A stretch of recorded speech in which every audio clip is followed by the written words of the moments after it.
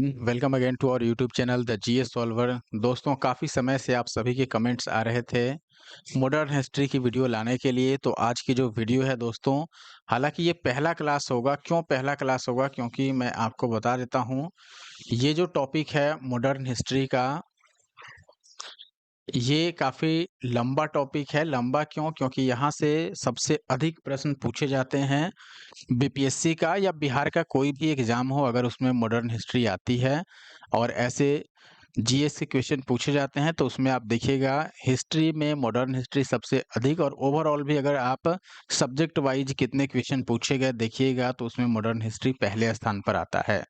Modern history और current affair ये सबसे अधिक पूछे जाते हैं। तो आप देखिएगा आज का जो टॉपिक है, ये मॉडर्न हिस्ट्री है, यानी आधुनिक भारत का इतिहास। और इसमें 71वीं बीपीएससी तक के क्वेश्चन शामिल किए गए हैं। 38वीं से लेकर के और 71वीं तक के जो भी क्वेश्चन पूछे गए हैं वो सभी शामिल हैं। 2026 एडिशन है, आप देख रहे हैं। और कोई भी क्वेश्चन मैं स्किप नहीं करता हूं, ना ही कोई पेज स्किप करता हूं। सारे क्वेश्चन आपको मैं बताता हूं। तो अभी हम स्टार्ट करेंगे, लेकिन उससे पहले आपसे रिक्वेस्ट है दोस्तों कि अगर आप हमारे यूट्यूब चैनल पे और आपने अभी तक हमारे YouTube channel the GS solver को नहीं सब्सक्राइब किया है, तो ऐसे और वीडियो देखने के लिए आप हमारे YouTube channel the GS solver को सब्सक्राइब कर दीजिए। वीडियो पसंद आए तो वीडियो को लाइक और अपने दोस्तों के साथ शेयर ज़रूर कीजिए, और साथ ही साथ वीडियो पे कमेंट ज़रूर कीजिए। क्लास की पीडीएफ आपको हमेशा की तरह हमारे Telegram group the GS solver पर देखने को मिल जाएगा। अब मैं स्टार्ट करता हूँ। और मैं बता देता हूँ, इससे पहले मैंने कंप्लीट आपका एंशिएंट हिस्ट्री यानी प्राचीन भारत और इसी तरीके से संपूर्ण मध्यकालीन भारत, दोनों हिस्ट्री में कवर कर चुका हूँ। वर्ल्ड हिस्ट्री कंप्लीट कवर कर चुका हूँ इस बुक का। कंप्लीट फिजिक्स और कंप्लीट बायोलॉजी और कंप्लीट आपका इन्वायरमेंट एंड इकोलॉजी, यानी कि पर्यावरण और पारिस्थितिकी, ये सारे मैंने कंप्लीट कर दिया है ऑलरेडी। अगर आपने नहीं देखा है, आप हमारे YouTube channel the GS solver पे जाइए और प्लेलिस्ट चेक कीजिए। सबसे पहला जो चैप्टर है आधुनिक भारत के इतिहास में, वो है यूरोपीय कंपनियों का आगमन। जब यूरोपीय कंपनियां भारत में आना स्टार्ट करती हैं, प्रारंभ करती हैं, तभी से आधुनिक भारत की शुरुआत मानी जाती है। अब देखिएगा, इसमें सबसे पहला सवाल जो आपके सामने है, पुर्तगाली उपनिवेश का प्रथम वायसराय भारत में कौन हुआ? यानी पुर्तगाली जो लोग भारत में आ रहे थे, पहले कोई वायसराय नहीं आया था, लेकिन बाद में जब उनका जहाजी बेड़ा आने लगे, कई सारे सैनिक के ग्रुप आने लगे, तब उनमें से एक को पुर्तगाल के जो राजा थे या उस समय जो भी शासक रहा होगा, वो वायसराय बना करके किसी एक व्यक्ति को यहाँ पर भेजता है। और ऐसे करके 2, 3, 4 लगभग वायसराय यहाँ पर पुर्तगाली के देखने को मिल जाते हैं जो भारत आए। इसी क्रम में आपसे पूछा जा रहा है कि पहला जो पुर्तगाली वायसराय हुआ भारत में, वो कौन था? ऑप्शन है आपके पास Dias Almeida, Vasco da Gama या अल्बुकर्क। आप सभी को ऐसे तो पता होगा कि सबसे पहले जो भारत में पुर्तगाली व्यक्ति आया, जो समुद्री रास्ते से भारत की खोज किया, वो वास्को डी गामा था, और ये 1498 में भारत पहुंच चुका था। ठीक है, उसके बाद अल्बुकर्क आया, लेकिन एक वायसराय के तौर पर इसमें से सबसे पहले आया अल्मीडा। पूरा नाम है इसका फ्रांसिस्को डी अल्मीडा, आप याद रख सकते हैं, मैं लिख देता हूं यहाँ पर, फ्रांसिस्को डी अल्मीडा। और चूंकि ये एक वायसराय था, तो इसका एक कार्यकाल भी है जो आप याद रख सकते हैं, वो है 1505 से लेकर के और 1509 तक। लगभग 4 सालों तक इसका वायसराय, ये वायसराय के पद पर रहा। इसके द्वारा एक काफ़ी महत्वपूर्ण नीति लाई गई थी जो आपको याद रखना है, क्योंकि ये बहुत बार पूछा गया है, जिसको बोलते हैं ब्लू वाटर पॉलिसी। क्या बोला जाता है? Blue water policy. ब्लू इसलिए क्योंकि ये समुद्री कुछ एरिया था जहाँ पर ये अपना एरिया समझते थे, और वहाँ पर किसी का अगर जहाज आता था तो उससे कुछ टैक्स लेते थे। तो समुद्र का पानी ब्लू होने के कारण इसको ब्लू वाटर पॉलिसी ऐसे करके नाम दिया गया। हिंदी में इसको कई बार शांत जल नीति बोला जाता है, शांत जल नीति। तो शांत जल नीति किसने लागू किया, या ब्लू वाटर पॉलिसी कौन लाया? Francisco de Almeida. और ये पहला पुर्तगाली वायसराय था। ऐसे कुल 5 या 6 पुर्तगाली वायसराय हैं, जिनमें दूसरा जो है वायसराय वो है अल्बुकर्क, तो ये सेकंड है वायसराय, ये भी याद रखना है आपको। ठीक है। अब आगे बढ़ते हैं यहाँ से, जो भी और इम्पोर्टेंट चीज़ें होंगी यहाँ पर दिया गया है, मैं आपको बता देता हूँ। देखिए, प्रथम पुर्तगाली जो व्यक्ति भारत आया वो वास्को डी गामा था।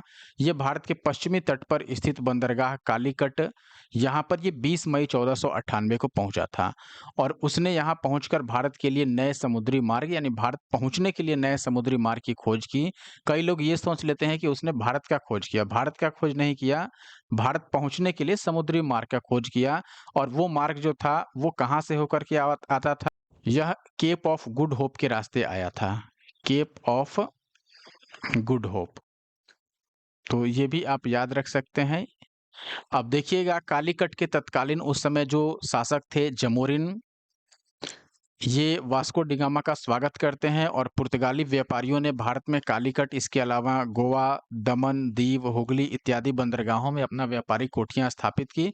1505 में फ्रांसिस्को डी अल्मीडा भारत के प्रथम पुर्तगाली वायसराय और गवर्नर बनकर के आया। व्यापारिक हितों के परिप्रेक्ष्य में देखिएगा तो हिंद महासागर में प्रभुत्व स्थापित करने के लिए, यानी अपना समझिए कि एक तरह से अपना धाक जमाने के लिए, अपना प्रभुत्व स्थापित करने के लिए जो अल्मीडा था, इसने ब्लू वाटर पॉलिसी अर्थात नीला जल नीति या शांत जल नीति का एक नियम बनाया और इसका प्रतिपादन किया। और फिर उस एरिया में जो भी, यहाँ तक कि जो शासक होता था उस समय, वो भी अगर वहां पर जाए या किसी भी देश का या कोई और व्यापारिक जहाज आए तो उससे ये लोग टैक्स लेते थे। अब अगला सवाल काफी इंपॉर्टेंट है, देखिए, बंगाल की खाड़ी में समुद्री डकैती हेतु हुगली का प्रयोग कौन करता था? यानी हुगली जो एरिया था यहाँ पर डकैती कर ली जाती थी, तो किनके द्वारा डकैती की जाती थी? ये किया जाता था पुर्तगालियों के द्वारा ही। ऑप्शन सी इसका सही उत्तर है। आप देखिएगा, पुर्तगालियों द्वारा हुगली को बंगाल की खाड़ी में समुद्री लूटपाट के लिए अड्डे के रूप में इस्तेमाल किया जाता था। यानी उस एरिया से अगर किसी और का जहाज गया तो हुगली में उसको लूट लेते थे ये लोग।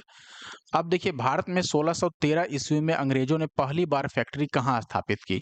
अंग्रेजों के बारे में है, ध्यान देना है इस प्रश्न में। अगर, हालांकि लिखा नहीं है प्रश्न में, लेकिन ध्यान दीजिएगा, सबसे पहले अंग्रेजों ने अपना एक अस्थाई अस्थाई एक फैक्ट्री स्थापित की थी, बस काम चलाऊं समझिए। तो अस्थाई जो फैक्ट्री इन्होंने पहला अपना स्थापित किया, वो भी आप याद रख सकते हैं। अगर अस्थाई इनका पहला फैक्ट्री पूछा जाए तो वो मसूलीपट्टनम में इन्होंने बैठाया था। मसूलीपट्टनम साउथ का इलाका है। और अगर अस्थाई फैक्ट्री पहला पूछा जाए तो ये सूरत में इनके द्वारा बनाया गया। सूरत में पहला अस्थाई फैक्ट्री इनके द्वारा लाया गया, अस्थाई फैक्ट्री। इसकी स्थापना सूरत के नजदीक में इनके द्वारा किया गया। और ये कब बनाया इन्होंने? ये 1608 में बनाया था। हालांकि पुर्तगालियों ने काफी विरोध किया क्योंकि उनका फैक्ट्री भी उसके आसपास था, इसीलिए उनके विरोध की वजह से ये काफी जल्दी ही बंद हो गया था। हालांकि बाद में फिर इन्होंने हराकर पुर्तगालियों को फिर से उसको स्टार्ट किया था। आप देखिएगा यहाँ पर दोस्तों, कैप्टन विलियम हॉकिंस सूरत से मुगल दरबार अप्रैल 1609 में पहुंचा, किंतु सूरत में फैक्ट्री की स्थापना की अनुमति पाने में सफल नहीं हो सका। यानी 1609 में ये पहुंचा कहां पर? मुगल दरबार में, बादशाह से इजाजत लेने के लिए, यानी कि उनसे समझिए तो अनुमति लेने के लिए कि हमें फैक्ट्री यहाँ पर खोलने की अनुमति दी जाए। इसलिए कि उस समय तो ब्रिटिश राज्य था नहीं, इन लोगों का अपना शासन था नहीं, यहाँ पर मुगल शासक द्वारा शासन चलाया जाता था। तो मुगल दरबार में पहुंचा उस समय के शासक से ये अनुमति लेने के लिए। हालांकि इसको अनुमति नहीं मिला, लेकिन ये लोग 1608 में ही समझिए टेम्परोरी तौर पर वहां पर ओपन कर चुके थे। और चूंकि पुर्तगालियों द्वारा लगातार विरोध किया जा रहा था, इसीलिए इनका मन हुआ कि चलिए अनुमति ले लेते हैं, उसके बाद अगर बनाएंगे अनुमति मिलने के बाद तो कोई विरोध नहीं होगा, लेकिन मिला नहीं इनको अनुमति। 1611 में पुर्तगालियों के विरोध के बावजूद कैप्टन मिडल्टन सूरत के समीप सवाली पहुंचा और मुगल गवर्नर से वहां व्यापार करने की अनुमति पाने में सफल हुआ। फिर कैप्टन थॉमस बेस्ट द्वारा 1612 में सवाली जो सूरत के समीप है, इसमें पुर्तगालियों को हराकर एकाधिकार कर लिया गया। यानी कि अब वहां इनके एकाधिकार को तोड़ दिया, यानी कि पुर्तगालियों का एकाधिकार जो था सूरत में, जिसके चलते वो लोग विरोध कर रहे थे, उसको अब खत्म कर दिया इन्होंने, क्योंकि इन्होंने पुर्तगालियों को हरा दिया उस समय।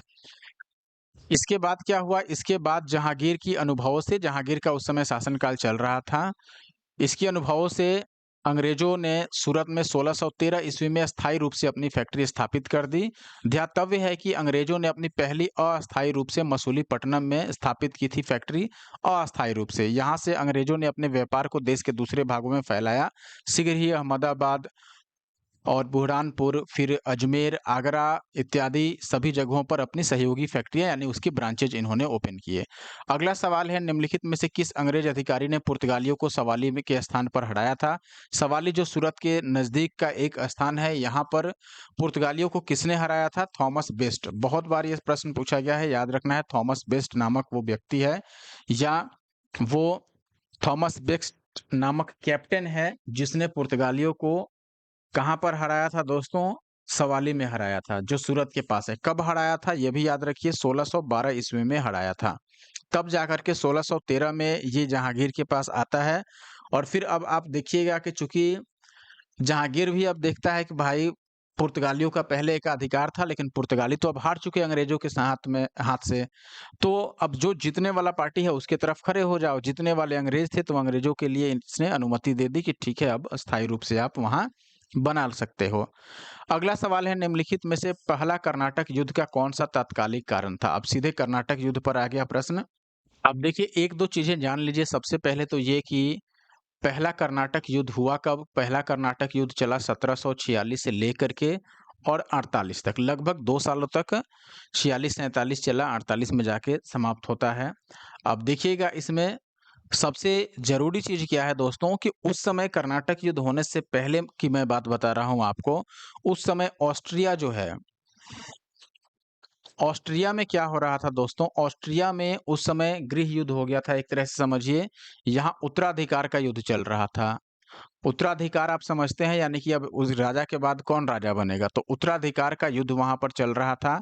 और उत्तराधिकार का युद्ध किसके किसके बीच चल रहा था? ये चल रहा था इंग्लैंड के बीच, इंग्लैंड और फ्रांस के बीच।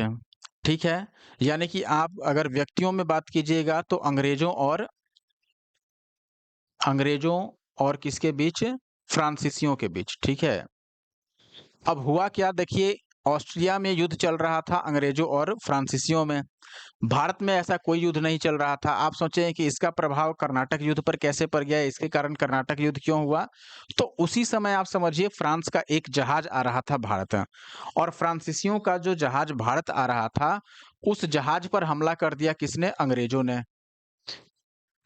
किससे? चिढ़ करके, क्योंकि अंग्रेजों और फ्रांसीसियों में लड़ाई तो वहां चल रही है ऑस्ट्रिया में, लेकिन यहां पर अंग्रेजों ने क्या किया? फ्रांसीसी जहाज को रोक करके और उसका बदला लेने की सोच करके और फ्रांसीसी जहाज पर हमला किया और उसको तहस नहस कर दिया। और इससे फ्रांसीसी अब क्रोधित हो गए, और यही और आगे चल करके बढ़ा, जिसके कारण तुरंत कर्नाटक में अंग्रेजों और फ्रांसीसियों के बीच युद्ध होता है, जिसको पहला कर्नाटक युद्ध कहा जाता है।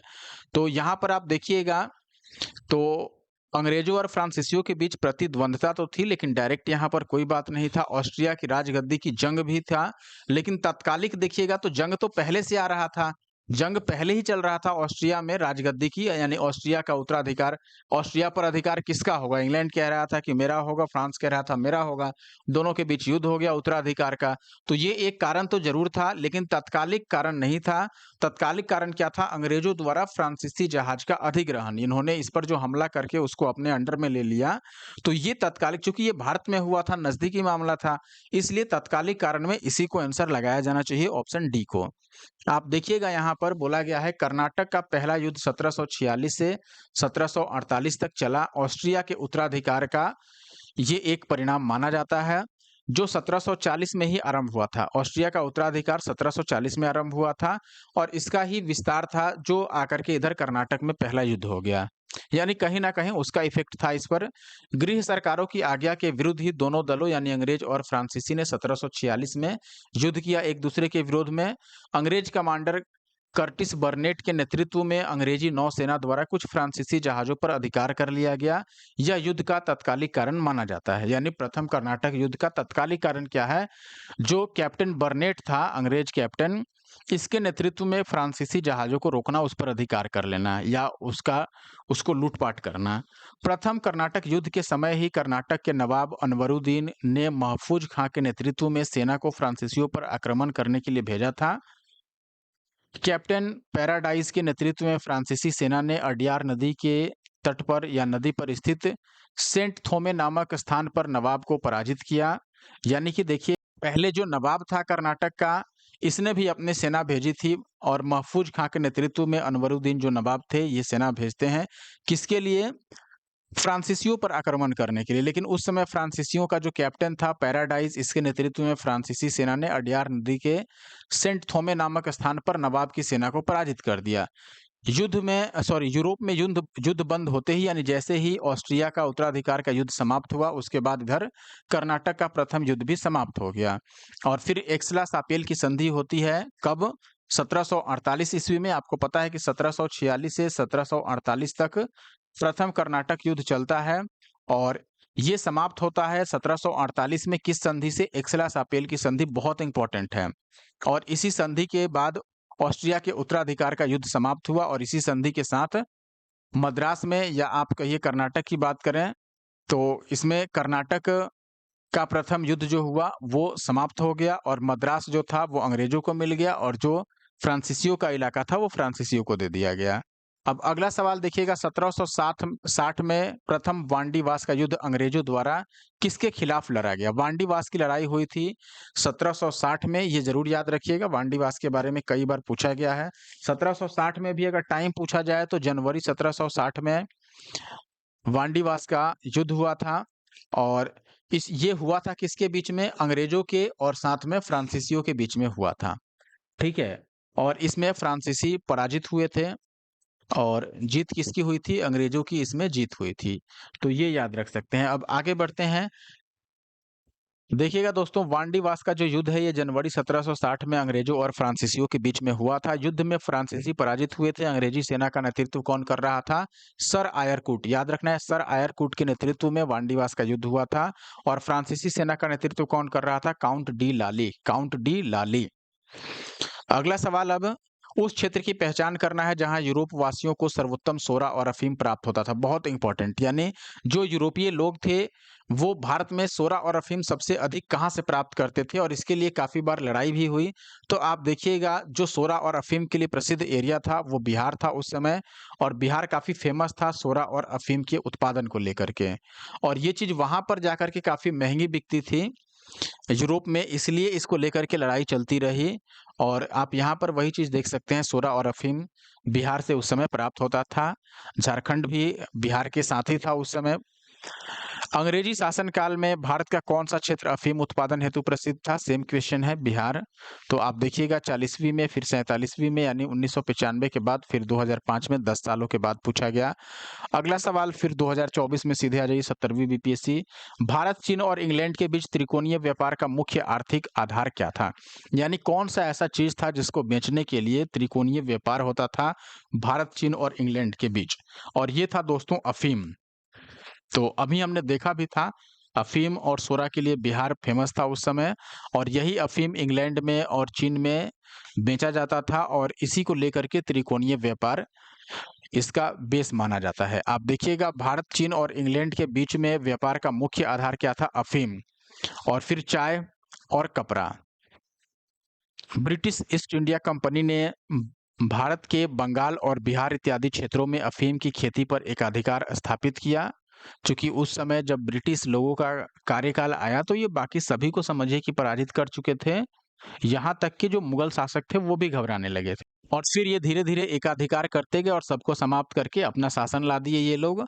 उस समय तक आप देखिएगा, अफीम की खेती पर जो बिहार और बंगाल के कुछ क्षेत्रों में होता था, सभी जगह इनका एकाधिकार था, यानी कि ये इकलौते व्यक्ति थे जो उसकी खरीद बिक्री उत्पादन कर सकते थे। भारतीय किसानों से जबरन अफीम की खेती करवाई जाती थी। चीन से व्यापार असंतुलन को दूर करने के लिए अफीम का चीन में निर्यात किया गया ताकि उससे व्यापार में कोई असंतुलन न हो। ब्रिटेन को चीन से चाय चाहिए थी, तो व्यापार तो बना के रखनी पड़ेगी ब्रिटेन यानी इंग्लैंड को। तो इसीलिए ब्रिटेन चीन से चाय लेता था और अपना व्यापार करता था अफीम का चीन के साथ में। चीनी मिट्टी के बर्तन और रेशम की भी अधिक आवश्यकता थी इनको, जो चीन और भारत से इनको प्राप्त होता था। इसलिए आप देखिएगा, अफीम भारत, चीन और इंग्लैंड के बीच में मुख्य आर्थिक आधार माना जा सकता है व्यापार को लेकर। अब अगला खोजकर्ता और इधर है उसका जन्म स्थान। जैसे क्रिस्टोफर कोलंबस, ये कहाँ का रहने वाला था? ये आपको बताना है। जैक्स कार्टियर कहाँ का रहने वाला था? फ्रांसिस ड्रेक ये कहाँ का रहने वाला था? इधर का ही बता देता हूँ पहले, फिर हम नेक्स्ट पेज में चलेंगे। अगर कोलंबस की बात करेंगे, ये इसने अमेरिका की खोज की थी और इसका जन्म हुआ था कहाँ पर? इटली में, तो इसको हम इटली से मिला देते हैं, यहाँ पर है ही। कार्टियर की अगर बात कीजिएगा तो कार्टियर था फ्रांस का रहने वाला, तो यहाँ पर ऑप्शन नहीं है, तो मैं इधर लिख देता हूँ। फिर आइएगा फ्रांसिस ड्रेक ये यूके का था, यानी यूनाइटेड किंगडम, तो आप इंग्लैंड ही कह सकते हैं। यूके में यहाँ पे लिख देता हूँ। देखिएगा दोस्तों, यहाँ पर तीसरा जो चौथा है वो मैगलन है, फर्डिनेंड मैगलन। मैगलन खुद पुर्तगाल का ही रहने वाला था, तो ये तो हम पुर्तगाल लिख लेंगे। और इस हिसाब से अगर आप देखते हैं तो चौथा में फ्रांस दिया गया है, और फ्रांस था किसका? तो आप देखिएगा तो फ्रांस का रहने वाला था दोस्तों कार्टियर, जो कि ऑप्शन बी में था। तो बी को हमें चौथे में मिलाना है, ये बात तय है।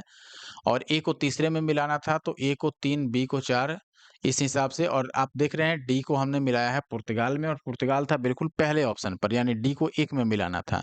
तो पहला ऑप्शन इसके हिसाब से सही है। बाकी सही सुमेलन आप यहाँ पर देख ही सकते हैं। कोलंबस इटली का रहने वाला, जैक्स कार्टियर फ्रांस का, फ्रांसिस ड्रेक ये नाम में फ्रांसिस लगा है लेकिन फ्रांस नहीं समझिएगा, यूके का था। और मैगलन पुर्तगाल का। ऑप्शन ए जो है वो सही है। अब ईस्ट इंडिया कंपनी और बंगाल के नवाबों के बीच क्या नोक-झोंक हुआ, कैसा रवैया रहा इनका, ये हम देखेंगे। अब इसमें सबसे पहला और प्रमुख आता है बक्सर की लड़ाई। सवाल है बक्सर की लड़ाई के बाद किस संधि पर हस्ताक्षर किए गए? बहुत प्रमुख संधि था दोस्तों, ये संधि था इलाहाबाद की संधि। बक्सर की जब लड़ाई हुई कब हुई थी? 1764 में। 1764 में बक्सर की लड़ाई हुई, जिसमें अंग्रेजों की जीत होती है, और फिर लास्ट में इलाहाबाद की संधि की जाती है नवाब और अंग्रेजों के बीच में। इलाहाबाद की संधि की गई 1765 में। तो आप देखिएगा 1764 में लड़ाई हुई और 1765 में इलाहाबाद की संधि होती है इनके बीच में। देखिए यहाँ पर बक्सर की लड़ाई अक्टूबर 1764 में हुई, जिसमें एक तरफ मीर कासिम अवध के नवाब और सिराजुद्दौला और मुगल सम्राट शाह आलम द्वितीय की संयुक्त सेना थी। तो 3 लोगों की सेना थी। एक तो मीर कासिम जो बंगाल का नवाब आप कह सकते हैं, और अवध का नवाब कौन था उस समय? लखनऊ के आसपास का एरिया, सुजाउद्दौला, और मुगल सम्राट जिनका शासन दिल्ली में चलता था, शाह आलम द्वितीय। इन तीनों को उस समय तक ये लग चुका था भाई कि अब अंग्रेजों को नहीं रोका गया तो अंग्रेज सबको एक समय साइड करके और अपना सत्ता लाएंगे। और हुआ ऐसा ही, आगे चल करके ये सारे लोग इधर-उधर हो गए, सबको अंग्रेजों ने खदेड़ दिया, भगा दिया, मार काट दिया, और लास्ट में अंग्रेजों का खुद का यहाँ पर सत्ता हो गया, यानी ब्रिटिश सत्ता आ गई भारत में। तो उस समय 1764 में इनका प्रयास रहा। मीर कासिम का ये सबसे पहला प्रयास था, चूँकि ये पहले ही अंग्रेजों द्वारा काफ़ी परेशान किया गया था। तो ये अवध के नवाब और शाह आलम द्वितीय की संयुक्त सेना के साथ मिल करके अंग्रेजों से लड़ाई लड़ता है, जो कि बक्सर में लड़ाई हुई थी, इसीलिए बक्सर की लड़ाई इसको कहा जाता है। और इस युद्ध में अंग्रेज विजयी रहे। अंग्रेज फूट डालकर विजयी हो जाते थे। हालाँकि उनके पास कुछ आधुनिक हथियार भी थे, लेकिन फूट डालने में काफ़ी वो माहिर थे। ब्रिटिश सेना का नेतृत्व हेक्टर मुनरो कर रहा था, और इस युद्ध की समाप्ति पर इलाहाबाद की 2 संधियाँ हुई, जिसमें पहली संधि और दूसरी संधि, हालाँकि दोनों ही 1765 में हुई थी। इलाहाबाद की प्रथम संधि क्लाइव के साथ हुआ, जो कि उस समय आप कह सकते हैं कि बंगाल का गवर्नर बनने वाला था, या गवर्नर बन चुका था शायद। और दूसरी संधि, पहली संधि तो रॉबर्ट क्लाइव और मुगल सम्राट शाह आलम द्वितीय के साथ हुआ, और दूसरा हुआ जो दूसरी संधि थी वो क्लाइव और अवध के नवाब सुजाउद्दौला के बीच में हुआ था। अगला सवाल है, इलाहाबाद की संधि के बाद रॉबर्ट क्लाइव ने मुर्शिदाबाद का उपदीवान किसे बनाया था? मुर्शिदाबाद जो कि उस समय राजधानी थी, तो आप देखिएगा मुर्शीद कुली खां द्वारा इसको राजधानी घोषित किया गया था। सवाल था कि इलाहाबाद की संधि जब 1765 में हो गई, और ये बहुत बड़ी गलती इन्होंने करी, समझिए कि इसमें बंगाल, बिहार और उड़ीसा की दीवानी इन्होंने सौंप दी थी उस समय अंग्रेजों के हाथ में। शाह आलम द्वितीय द्वारा ये काम किया गया। तो अब सवाल है कि इलाहाबाद की जब संधि हो गई तो अब बंगाल की दीवानी, वहाँ का टैक्स वसूलने का काम कोई ना कोई तो करेगा। तो रॉबर्ट क्लाइव क्या खुद जाएगा? नहीं, इसने मुर्शिदाबाद में अपना एक उप दीवान नियुक्त कर दिया, जो ये सारे काम देखता था। वह उप दीवान कौन था? मोहम्मद रजा खां। ऐसे ही बिहार में भी इसने एक उप दीवान नियुक्त किया था। आप देखिएगा यहाँ पर इलाहाबाद की पहली संधि जो अगस्त 1765 में हुई। इसमें भगोड़े सम्राट जो शाह आलम द्वितीय था को अंग्रेजी संरक्षण में, यानी अंग्रेजों ने उसे बोला कि भाई आपको हम बचाएंगे, हमारी सेना आपको बचाएगी, अपने संरक्षण में ले लिया और उसे इलाहाबाद में रखा गया। शाह आलम द्वितीय ने अपने 12 अगस्त 1765 के फरमान द्वारा कंपनी को बंगाल, बिहार और उड़ीसा की दीवानी दे दी थी। ठीक है, दीवानी सौंप दी, यानी वहाँ का टैक्सेशन पावर दे दिया कि ठीक है अब आप ही वहाँ पर सब समझिए और संभालिएगा। दीवानी तो सौंप दी अस्थायी रूप से, और इसके बदले में अब अंग्रेजों ने क्या लालच दिया इसको, शाह आलम द्वितीय को, कि देखो भाई हमारी कंपनी अब आपको 26 लाख रुपए देगी। उस समय में समझिए 26 लाख मिला, लेकिन अंग्रेज बड़ी चालाक थे। अंग्रेज देने के समय में आधे देते थे और लेने के समय में डबल लेते थे। अब देखिए कंपनी ने शाह आलम द्वितीय को यानी सम्राट को अपने संरक्षण में भी ले लिया और 26 लाख रुपए देने का वादा किया। और इसमें जो अब व्यय हुआ, इस युद्ध में जो खर्चे हुए, व्यय हुआ, उस सब के फलस्वरूप इसने वसूला कितना, कंपनी ने 53 लाख रुपए का डिमांड किया कि भाई अब ये 53 लाख रुपए हमें देने होंगे। 26 लाख देता है खुद, लेकिन लेता कितना है, 53 लाख। और इस समय कंपनी सीधे कर संग्रह का भार नहीं लेना चाहती थी, क्योंकि अभी-अभी युद्ध हुआ था और न ही उसके पास ऐसी क्षमता थी, अपना कोई लोग भी तो नहीं था कि जो पूरा बंगाल जानता हो और जाकर जगह-जगह से टैक्स वसूल ले, कर का संग्रह कर ले। अब बताओ, डायरेक्ट अभी जो भी सेंट्रल गवर्नमेंट है, क्या वो किसी जिले में या किसी गाँव में जाकर के टैक्स वसूल सकती है? नहीं। इसीलिए उसने राज्य बना दिया, राज्य के बाद जिला बना दिया गया, जिला में ब्लॉक बना दिया, पंचायत बना दिया और जगह-जगह अपने स्टाफ को यानी अधिकारियों को नियुक्त कर दिया गया कि वो लोग टैक्स ला करके और सरकार के पास रखेंगे, या कोई नहीं टैक्स देगा उस पर कार्रवाई की जाएगी। तो सरकार सभी जगह नहीं जा सकती थी और ऐसा ही कुछ आप यहाँ पर सिनेरियो समझ सकते हैं। डायरेक्ट कंपनी कर का संग्रह नहीं कर सकती थी, इसीलिए कंपनी ने दीवानी कार्य के लिए 2 उपदीवान नियुक्त किए थे। एक तो बंगाल के लिए मुर्शिदाबाद में मोहम्मद रजा खान को, और बिहार के लिए राजा सिताब राय की नियुक्ति की गई।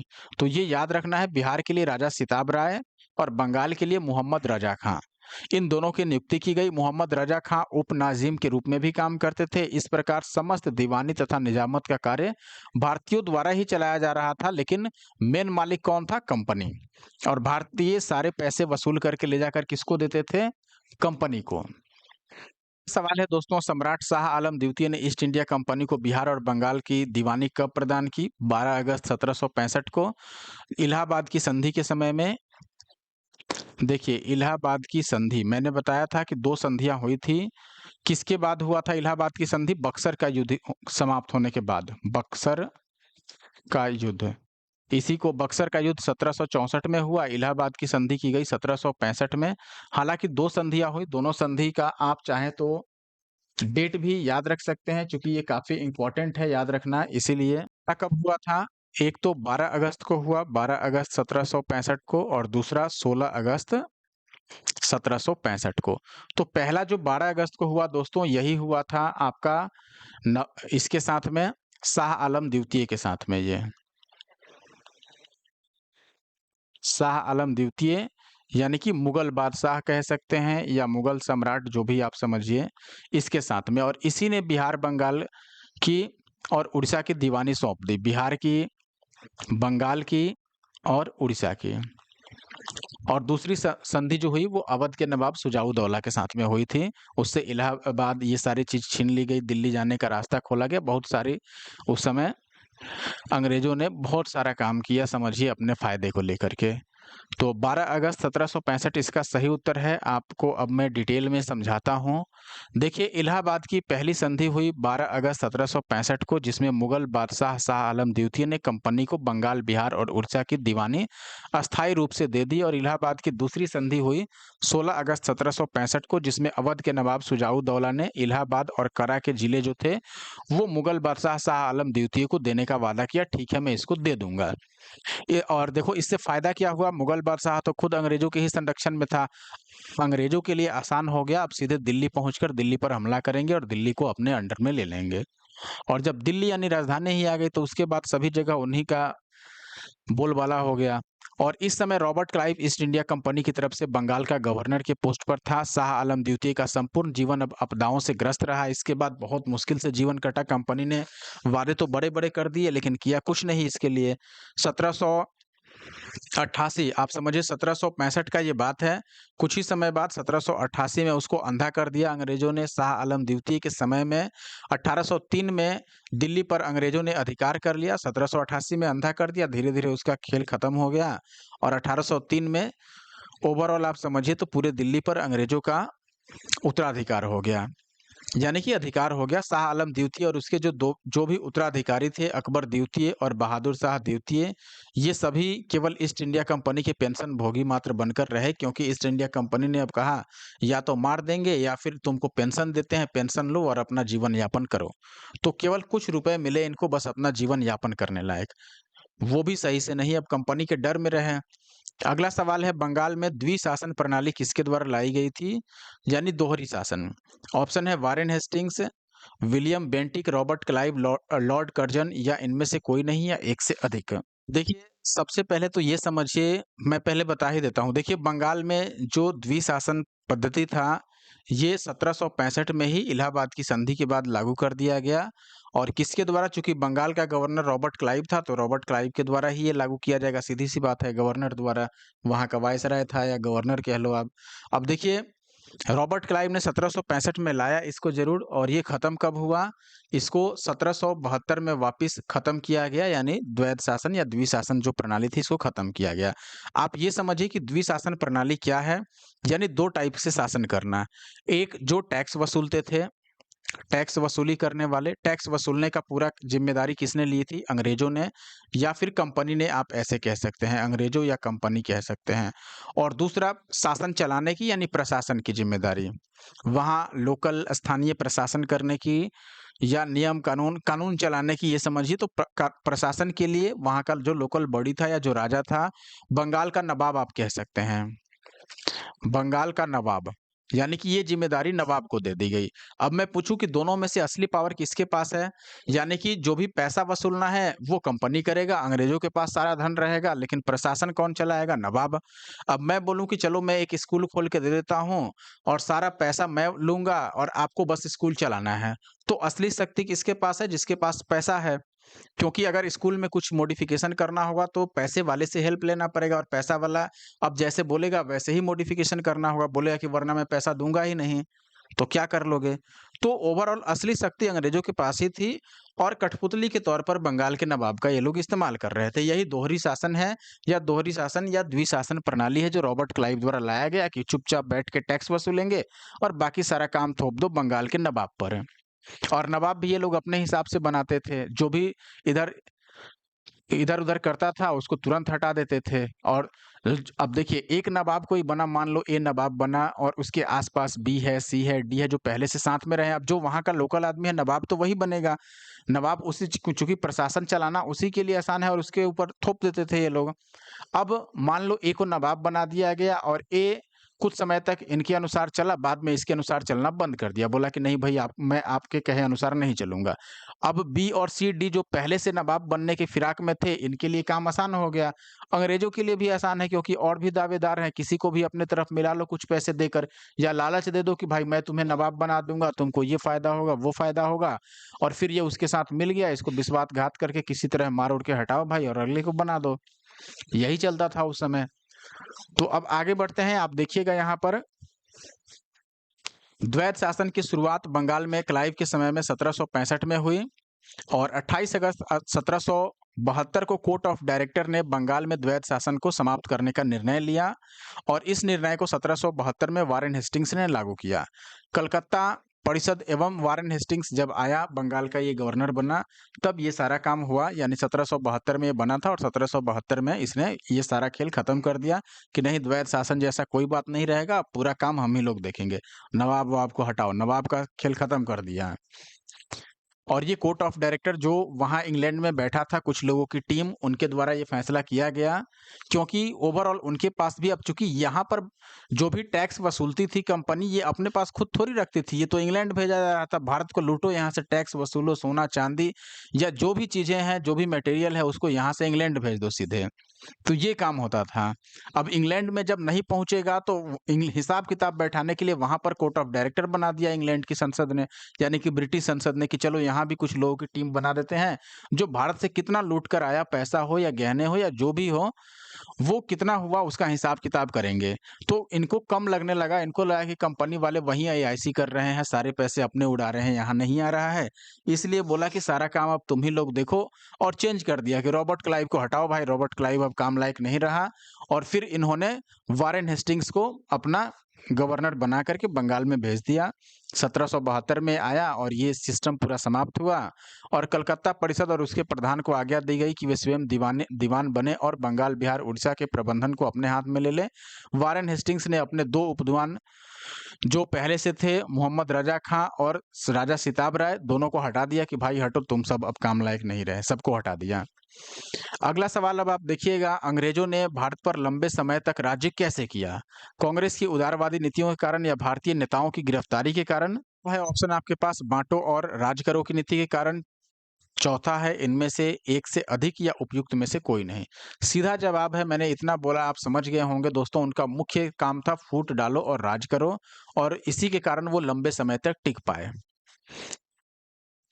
सीधे वो वही काम करते थे, किसी एक को अपने में मिला लेंगे और जो अपने साथ मिला हुआ है, नवाब हो या जो भी हो, अगर अपने अनुसार नहीं चल रहा है, तुरंत अब फूट डालो, जो उसके विरोधी टीम है उसको भड़काओ और उस पर अटैक करवाओ और उसको साथ भी दे देते थे। मान लो ए नवाब है, इसको हटाना है तो बी को भड़काएँगे कि इस पर आक्रमण करो और ऊपर से बी का साथ भी दे देते कि चलो हमारे सैनिक भी अब तुम्हारे साथ जाएँगे। अंग्रेज सैनिक भी भेज देते थे, अब इसको हारना तय है। और फिर बी को अपने हिसाब से बनाते थे, जब ये नहीं मानेगा फिर तीसरा को लाएँगे। तो फूट डाले और काफ़ी समय तक राज किया और इसीलिए लंबा इनका राज्य टिका भी। अंग्रेजों द्वारा भारत पर लगभग 200 वर्षों तक राज करने का प्रमुख कारण क्या है? बाँटो और राज करो की नीति। यहाँ से देखिए दोस्तों, क्षेत्रीय राज्य मैसूर और पंजाब से संबंधित प्रश्न है।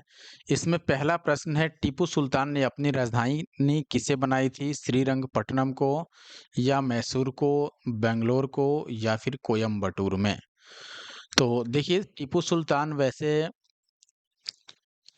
अपनी राजधानी जो था वो श्रीरंगपट्टनम में ये बनाए थे और श्रीरंगपट्टनम ऐसे भी कई तरीके से फेमस थी उस समय, खासकर फ्रांसीसियों से ये दोस्ती बना करके, यानी कि मैत्रीपूर्ण संबंध रखते थे। उस समय के जो आप समझिए कि अंग्रेजों के विरुद्ध लड़ने के लिए जानते थे कि मेरी सेना पर्याप्त नहीं है, इसलिए उस समय के जो विदेशी लोग थे उस समय, जैसे आसपास के जो देश थे नज़दीकी, वहाँ पर अपने दूतों को भेज करके उनसे मैत्रीपूर्ण संबंध बनाने की कोशिश की, ताकि उनसे सहायता लिया जा सके अंग्रेजों के विरुद्ध लड़ाई लड़ने में। तो ओवरऑल श्रीरंगपट्टनम आंसर है आपका। टीपू सुल्तान ने श्रीरंगपट्टनम में अपनी राजधानी बनाई। यहाँ पर फ्रांसीसी अधिकारियों ने जैकोबिन क्लब की स्थापना की थी, जो फ्रांस में स्थापित जैकोबियन क्लब की ही एक शाखा थी। टीपू सुल्तान ने इस क्लब का समर्थन किया और कथित तौर पर इसका सदस्य भी बने और फिर टीपू सुल्तान ने अपनी राजधानी में फ्रांस और मैसूर के मैत्री का प्रतीक स्वतंत्रता का एक वृक्ष लगाया था, जो यह दिखाता था कि फ्रांसीसियों में और मैसूर के लोगों में दोस्ताना संबंध है। टीपू सुल्तान ने अपने समकालीन विदेशी राज्यों से, यानी विदेशी देशों से, विदेशी राज्य का मतलब वही दूसरे देशों से मैत्री संबंध बनाने तथा अंग्रेजों के विरुद्ध उनकी सहायता प्राप्त करने के लिए अरब, कुश्तूनतुनिया जो कि आधुनिक इस्तांबुल है, काबुल, मॉरिशस इत्यादि में अपने दूत मंडल भेजे थे। अगला सवाल है दोस्तों, कौन से वर्ष में टीपू सुल्तान और ब्रिटिश ईस्ट इंडिया कंपनी के बीच मंगलुरु की संधि पर हस्ताक्षर किया गया? आपको बता दें दोस्तों, द्वितीय मैसूर युद्ध, यहाँ पर मैं लिख देता हूँ, सेकेंड मैसूर युद्ध। ये युद्ध हुआ कब था अगर आपसे पूछा जाए तो ये हुआ था दोस्तों, आप टाइमिंग भी याद रख सकते हैं, 1780 से 84 तक। इसी को समाप्त करने के लिए 1784 में मंगलुरु की संधि हुई। मंगलुरु मंगलुरु की संधि हुई और यह संधि किसके किसके बीच में हुई? जिनके बीच में लड़ाई चल रही थी, टीपू सुल्तान और ईस्ट इंडिया कंपनी यानी अंग्रेजों के बीच में लड़ाई चल रही थी। और सेकंड जो मैसूर युद्ध था उसको उसकी समाप्ति होती है मंगलुरु की संधि से, जो कि 1784 में युद्ध भी समाप्त हुआ संधि होने के बाद। तो आप देखिएगा टीपू सुल्तान और ब्रिटिश ईस्ट इंडिया कंपनी के बीच मंगलुरु की संधि 1784 में हुई थी। इस संधि के बाद दूसरा जो मैसूर युद्ध था 1780 से 84 ये समाप्त हुआ। अगला सवाल है अंग्रेजों ने श्रीरंगपट्टनम की संधि किसके साथ की थी? सीधी बात है टीपू सुल्तान के साथ की थी। श्रीरंगपट्टनम टीपू सुल्तान की राजधानी थी। और श्रीरंगपट्टनम की संधि क्यों की गई? 3 ऐसे तो 4 आपका आंग्ल मैसूर युद्ध हुआ था, लेकिन 3 कम से कम संधि के हिसाब से आप याद रख सकते हैं। मैं आपको समझाने की कोशिश करता हूँ। देखिए, यहाँ पर सबसे पहले मैं बात करता हूँ पहला यानी कि फर्स्ट आंग्ल मैसूर युद्ध की। देखिए आंग्ल, आप बस समझ लीजिएगा, सही से मैं लिख नहीं पा रहा हूँ इस पर, लेकिन रुकिए मैं कोशिश करके देखता हूँ। फर्स्ट हो गया आंग्ल मैसूर युद्ध। पहला आंग्ल मैसूर युद्ध कब हुआ था अगर आपसे पूछा जाए तो ये 1767 से और 1769 तक हुआ, ठीक है, यानी कि 67 टू 69। और ये समाप्त हुआ 69 में, यानी 1769 में। किससे? मद्रास की संधि से। तो इस समय हुई मद्रास की संधि। मद्रास की संधि से ये समाप्त हुआ। ऐसे ही जो दूसरा हुआ था, इसमें मैं ऊपर लिख देता हूं यहाँ पर। देखिए, अब जो दूसरा हुआ था आंग्ल मैसूर युद्ध, दूसरा आंग्ल मैसूर जो हुआ, जो दूसरा आंग्ल मैसूर युद्ध था वो कब हुआ? 1780 से 84 तक। और फिर 1784 में ये समाप्त होता है एक संधि के साथ, जिसको हमने अभी पिछले क्वेश्चन में शायद देखा था, मंगलोर की संधि।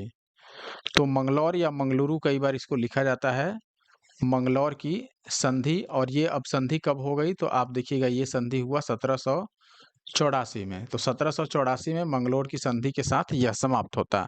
फिर तीसरा जो हुआ था, ये पहला हुआ आंग्ल मैसूर जो मद्रास से हुआ, दूसरा मंगलौर से, और तीसरा जो हुआ था दोस्तों आंग्ल मैसूर युद्ध, ये हुआ था 1790 से लेकर के और 92 तक। और फिर 1792 में श्रीरंगपट्टनम की संधि के साथ ये समाप्त हुआ, जो टीपू सुल्तान और अंग्रेजों के बीच में हुई थी। और फिर चौथा आंग्ल मैसूर युद्ध होता है 1799 में, जिसके बाद टीपू सुल्तान की मृत्यु हो जाती है। और समझिए तो उसके बाद से कोई ऐसी संधि नहीं हुई। हालांकि उस समय मैसूर की एक सहायक संधि जरूर हुई थी, लेकिन वो उतनी अच्छी से नहीं रही, क्योंकि उसके बाद टीपू सुल्तान की मृत्यु ही हो गई, पूरी तरीके से अंग्रेजों ने फंसा दिया उनको। तो देखिएगा तृतीय आंग्ल मैसूर युद्ध जो 1790 से 92 तक हुआ, इसमें श्रीरंगपट्टनम जहां पर टीपू सुल्तान रहते थे, उसकी संधि हुई मार्च 1792 में। और इस संधि में अंग्रेजों की ओर से कॉर्नवालिस और मैसूर से टीपू सुल्तान शामिल थे। इसके अनुसार टीपू को अपने देश का लगभग आधा भाग अंग्रेजों तथा उनके साथियों को देना पड़ा। साथ ही युद्ध के हट जाने के रूप में जब भी युद्ध होता था और अगर उसके बाद संधि हुआ और अंग्रेजों का पलड़ा अगर भारी है, तो युद्ध में जो भी मतलब जितना भी क्षति हुआ उसकी पूर्ति अंग्रेज जरूर कराते थे। और जो वहाँ का शासक होता था उसी से वो सभी लोग वसूलते थे। तो आप देख सकते हैं उस टाइम पर 3 करोड़ रुपए हट जाने के रूप में 3 करोड़ रुपए देना पड़ा, समझिए। देखिएगा दोस्तों, श्रीरंगपट्टनम की संधि में यह भी शामिल था कि जब तक टीपू लगभग 3 करोड़ रुपए 330 लाख रुपए नहीं देंगे, तब तक उसके 2 पुत्र अंग्रेजों के कब्जे में रहेंगे। और अंग्रेज लेके चले गए थे। कॉर्नवालिस ने इसी संधि के बाद यह टिप्पणी की थी कि हमने शत्रु को प्रभावशाली ढंग से पंगु बना दिया तथा अपने साथियों को भी शक्तिशाली नहीं बनने दिया। यानी जो भी रहे वो हम ही रहे, बस साथी को भी ले डूबे और शत्रुओं को भी ले डूबा। अब अगला सवाल देखिए, रंजीत सिंह ने सुप्रसिद्ध कोहिनूर हीरा प्राप्त किया था किसके कहाँ से? शाह शुजा से, या जमा शाह से, या दोस्त मोहम्मद से, या फिर शेर अली से? दोस्तों आपको बता दूं, रंजीत सिंह जो थे पंजाब के शासक थे और इनको शाह शुजा से कोहिनूर हीरा प्राप्त हुआ था। ऑप्शन ए जो है वो सही उत्तर होगा। आप देखिएगा पंजाब अहमद शाह अब्दाली के साम्राज्य का भाग था, लेकिन 1772 ईस्वी में उसकी मृत्यु के पश्चात मुल्तान, कश्मीर इत्यादि के कुछ छोटे-छोटे भागों को छोड़कर बाकी जो बचे इलाके थे उस पर सिख मिसलों का अधिकार हो गया। और उधर अफ़गानों के आंतरिक झगड़ों के कारण रंजीत सिंह को अपनी स्थिति सुदृढ़ करने का भी मौका मिल गया और 1803 ईस्वी में अहमद शाह अब्दाली का पौत्र शाह शुजा काबुल की गद्दी पर बैठा, परंतु उसके भाई शाह महमूद ने शक्तिशाली बरकजई सरदारों फतह खां और दोस्त मोहम्मद की सहायता से उसे 1809 में विस्थापित कर दिया तथा खुद कश्मीर और पेशावर पर अधिकार कर लिया। इसी अवसर पर शाह शुजा ने काबुल का राज्य प्राप्त करने के लिए रंजीत सिंह से सहायता मांगी और उन्हें कोहिनूर यानी कि कोह-ए-नूर हीरा भेंट किया था। अब अगला सवाल आप देखिएगा, पंजाब भूमि हस्तांतरण अधिनियम कब पारित हुआ? 1850 में, 95 में, 1900 में या 1905 में? देखिए, पंजाब भूमि हस्तांतरण अधिनियम जो है ये सन 1900 में ही पारित हुआ था, सीधे तौर पर आपको याद रखना है। और 1900 में जो भूमि हस्तांतरण अधिनियम पारित हुआ, इसमें क्या था, कृषकों की भूमि को गैर कृषकों के पास हस्तांतरित होना काफी हद तक प्रतिबंधित हो गया। यानी कि जो कृषक हैं, किसान हैं, उनकी भूमि अब ऐसे लोगों को नहीं हस्तांतरित की जाएगी जो किसान नहीं हैं, यानी जो गैर कृषक हैं, तो केवल किसानों के पास ही उनकी भूमि बनी रहती थी इसके बाद। अगला सवाल है, पंजाब हिंदू सभा की स्थापना किस वर्ष हुई थी? 1905 में, 1909 में, 1915 या 1917?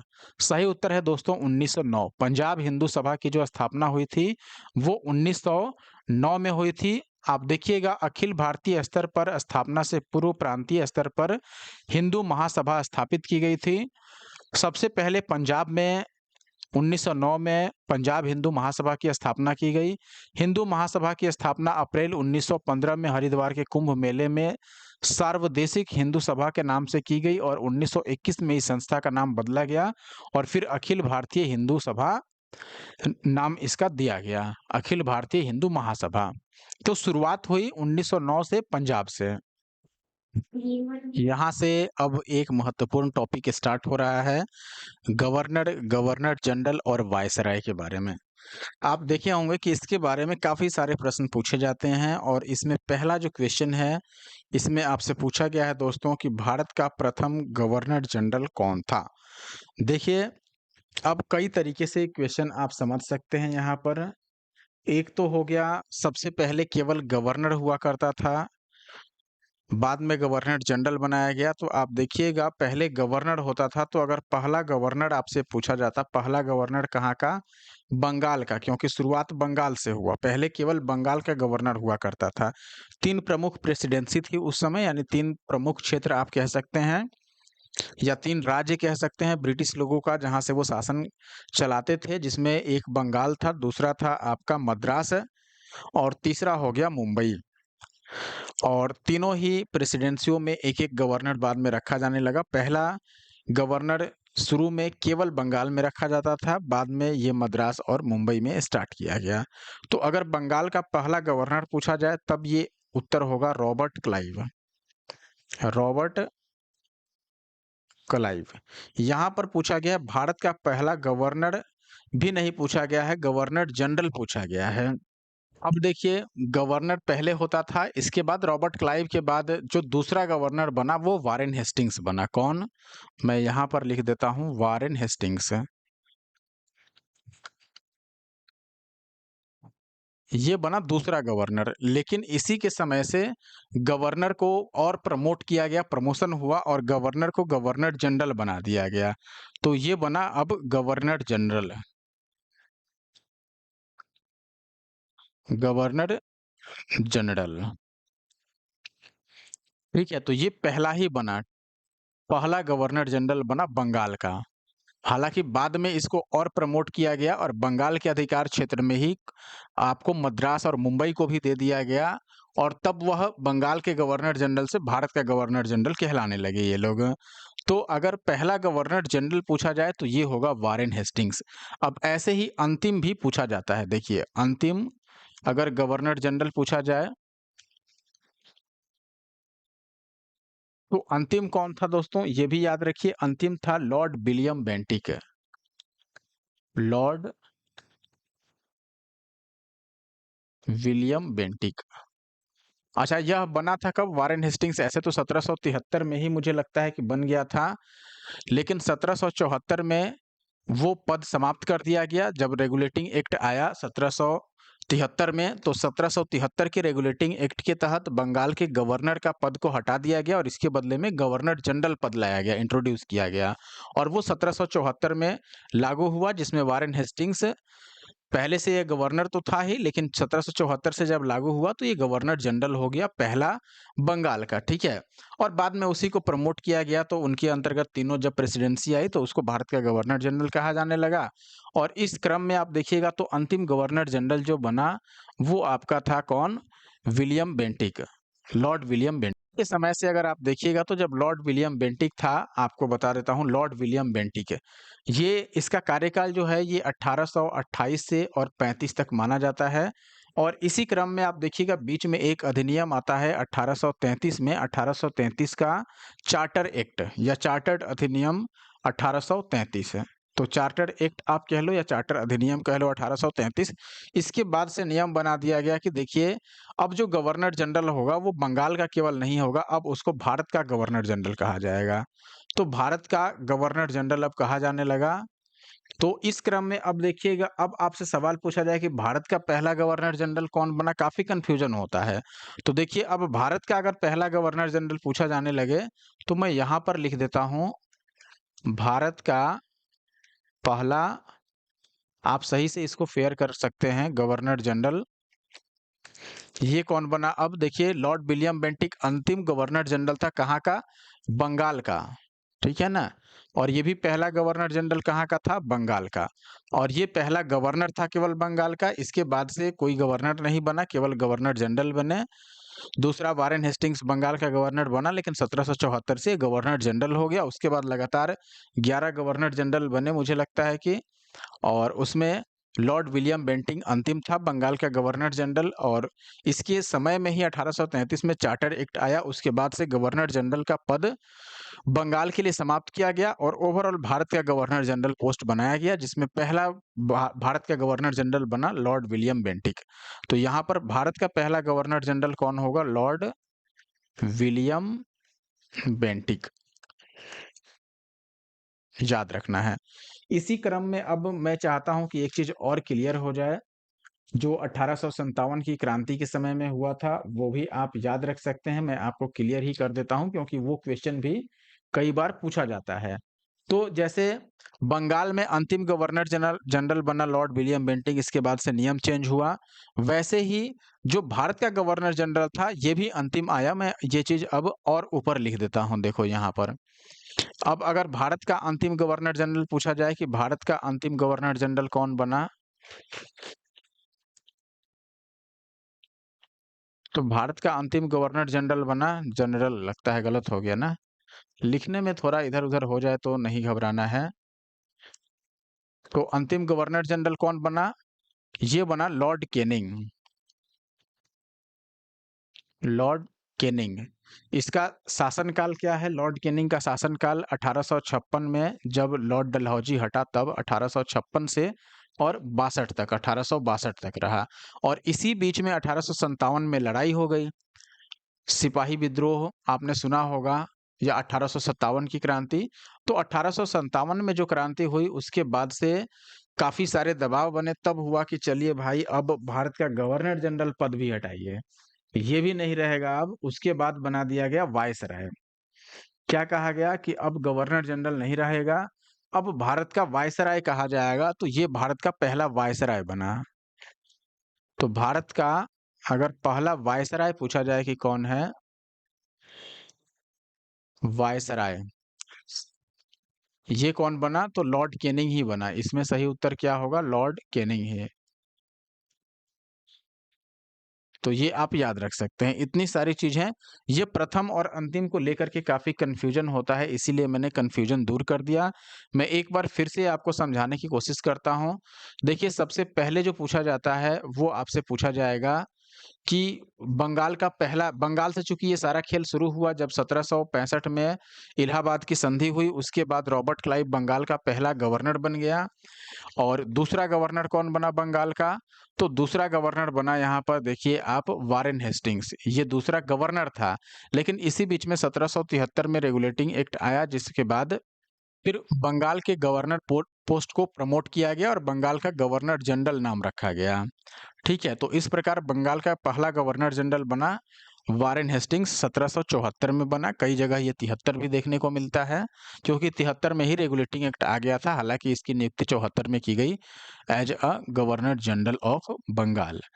तो आप देखिएगा यहाँ पर, अब इसी क्रम में अंतिम गवर्नर जनरल कौन हुआ बंगाल के हिसाब से, तो बंगाल का अंतिम गवर्नर जनरल अगर पूछा जाए तो लॉर्ड विलियम बेंटिक। ठीक है, 1833 तक ये रहा और 33 में चार्टर एक्ट आया। उसके बाद ये लॉर्ड विलियम बेंटिक ही पहला भारत का गवर्नर जनरल बना। और अंतिम भारत का गवर्नर जनरल कौन बना? Lord Canning. 1856 से 62 तक रहा, लेकिन 57 में जब ये काम हुआ तो उसके बाद 57 से आप देखिएगा कि नियम बदल दिया गया। फिर उस समय जो एक्ट आया, तो उस एक्ट में 1858 का जो एक्ट आया, तो 1858 में अब कहा गया कि नहीं, अब भारत का कोई गवर्नर जनरल नहीं रहेगा, अब भारत का वायसराय रहेगा। तो लॉर्ड कैनिंग को ही वायसराय बना दिया गया। तो ये सब आप याद रख सकते हैं। अब मैं सीधे क्वेश्चन पर आता हूँ। आई होप कि ये सारी चीजें आप समझे होंगे।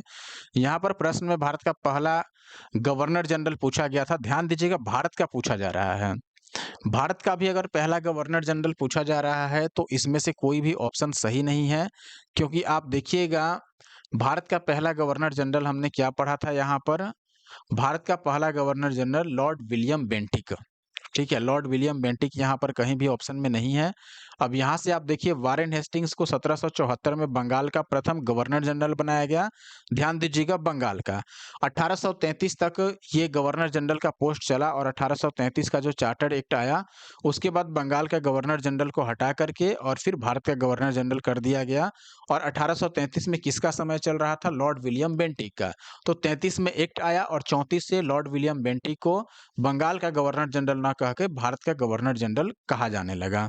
तो इस प्रकार पहला भारत का गवर्नर जनरल बना लॉर्ड विलियम बेंटिक। और रॉबर्ट क्लाइव ये पहला गवर्नर था बंगाल का। ये 1758 से 60 तक और फिर 65 से 67 तक रहा।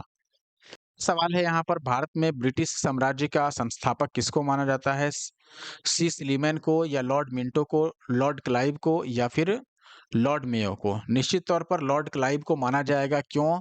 क्योंकि आप देखिएगा तो इसके समय में दोस्तों, क्योंकि लॉर्ड क्लाइव या रॉबर्ट क्लाइव आप कह लो, इसके समय में ही 1757 आपको याद होगा प्लासी की लड़ाई हुई, जिसके बाद अंग्रेजों का आधिपत्य हुआ।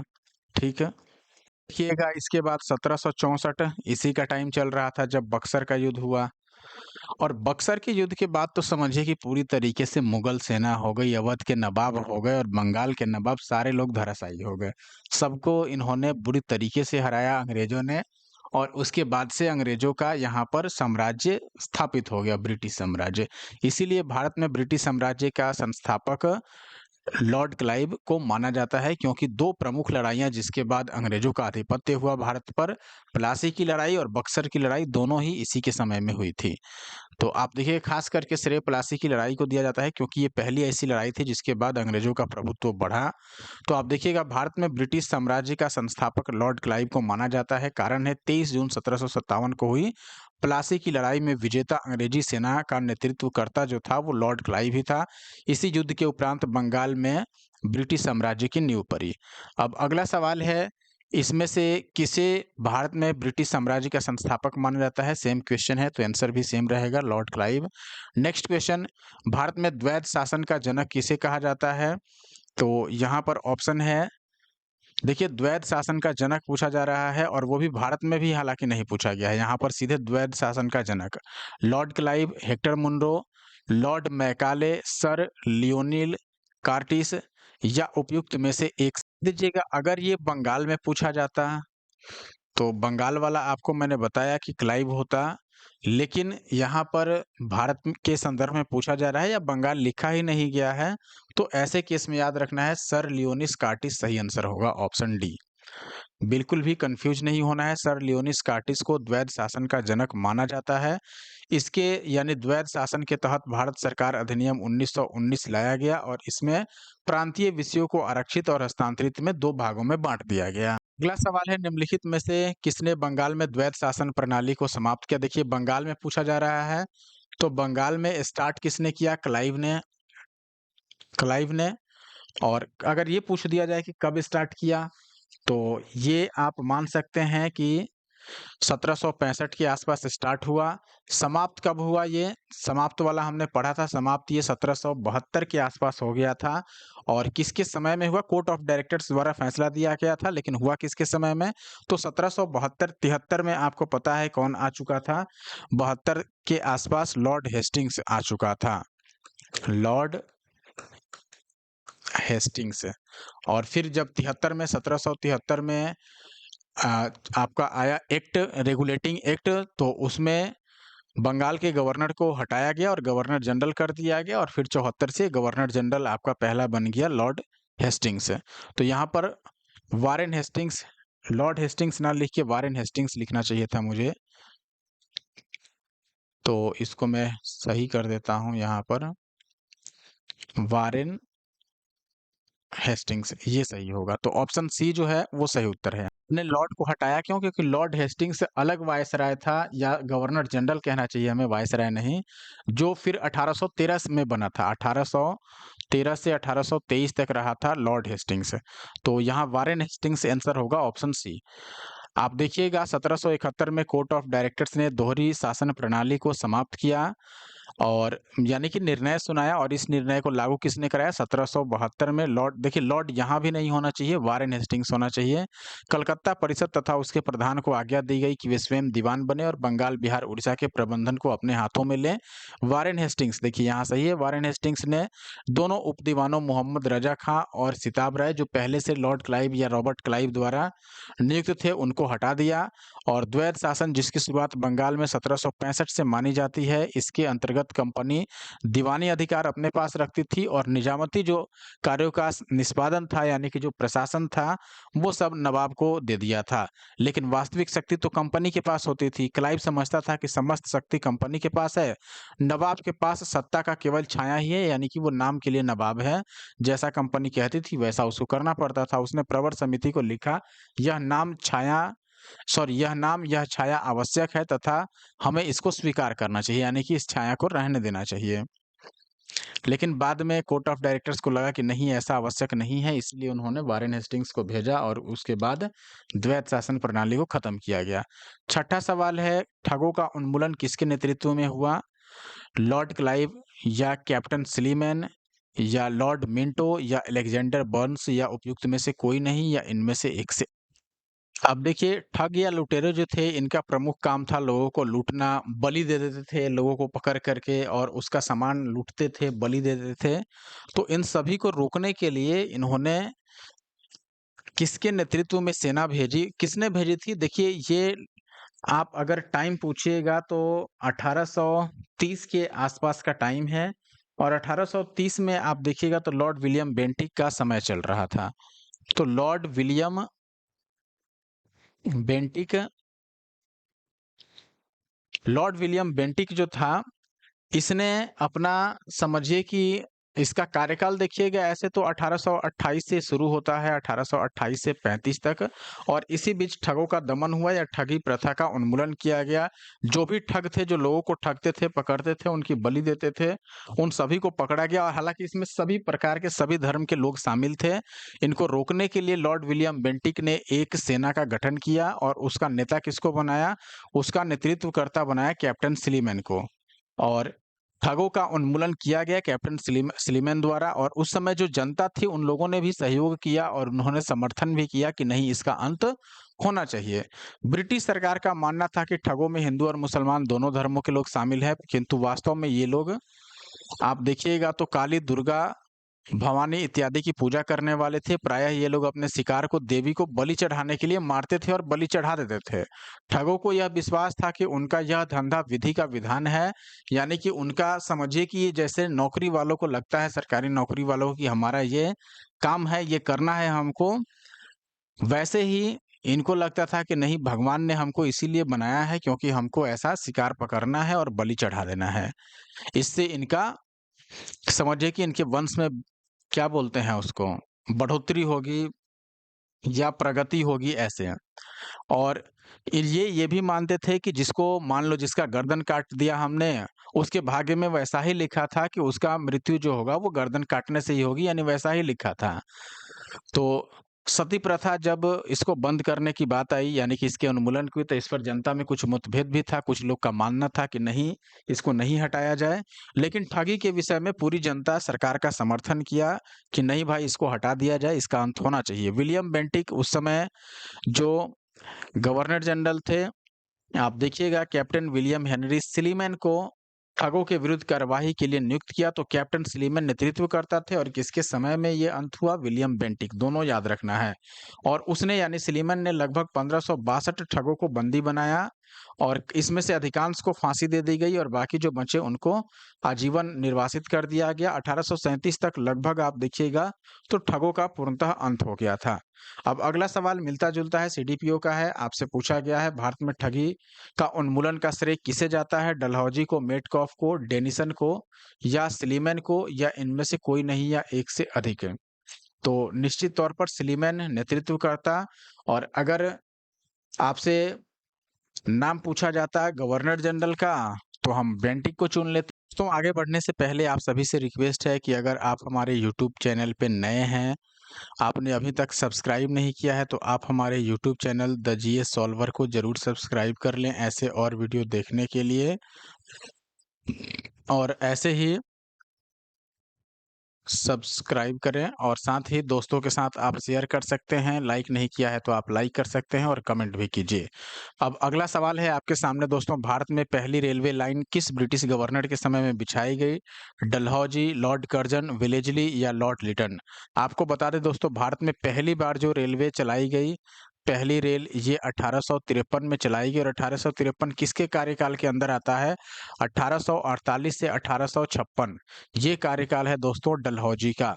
डलहौजी के समय में और भी कई सारी चीजें प्रमुख ऐसी हुई जो याद रखना है, जिसमें से रेलवे का विस्तार या रेलवे का प्रारंभ एक है, डाकघर, डाक टिकट, और भी कई सारी चीजें हैं जो इसके समय में हुई थी। बाजार नियंत्रण प्रणाली और राज्य हड़प नीति, ये सब इससे संबंधित है, डलहौजी से। प्रथम रेलवे लाइन 1853 में बंबई से ठाणे के बीच में चलाई गई। कितनी दूरी तय की थी पहली रेलवे ने, ये आप मुझे कमेंट करके बताइए, कितनी दूरी के लिए चलाई गई थी? स्टेशन देख सकते हैं, बम्बई और थाने के बीच में डलहौजी के समय में बिछाई गई। और भारत की पहली यात्री ट्रेन चली 15 अगस्त 1854 को, ठीक है, हावड़ा से हुगली के बीच में चलाई गई, जो यात्री को ले जाती थी।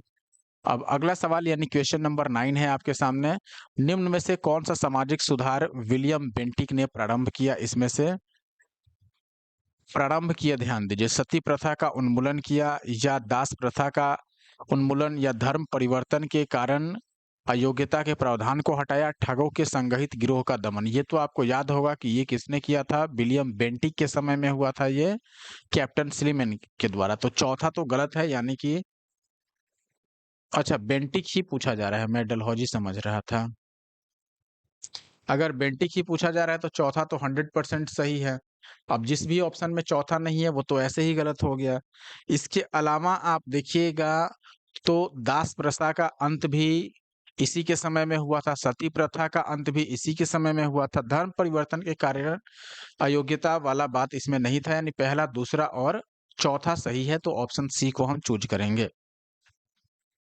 आप देखिएगा, लॉर्ड विलियम बेंटिक 1828 में बंगाल प्रेसिडेंसी का गवर्नर बना, 1829 में सती प्रथा का अंत किया, यानी कि अपराध घोषित कर दिया गया उसको, तो 1829 में बंगाल में सती प्रथा का अंत हो गया। बेंटिक के कॉल में ही चार्टर एक्ट 1833, कॉल काल होना चाहिए था, काल ही है। बेंटिक का जो कार्यकाल था उसी में ही चार्टर एक्ट 1833 पारित किया गया, जिसमें दास प्रथा का उन्मूलन का प्रावधान किया गया, यानी जो लोग दास खरीद के लाते थे और जिंदगी भर दास बना के रखते थे, वो सब सिस्टम खत्म किया गया।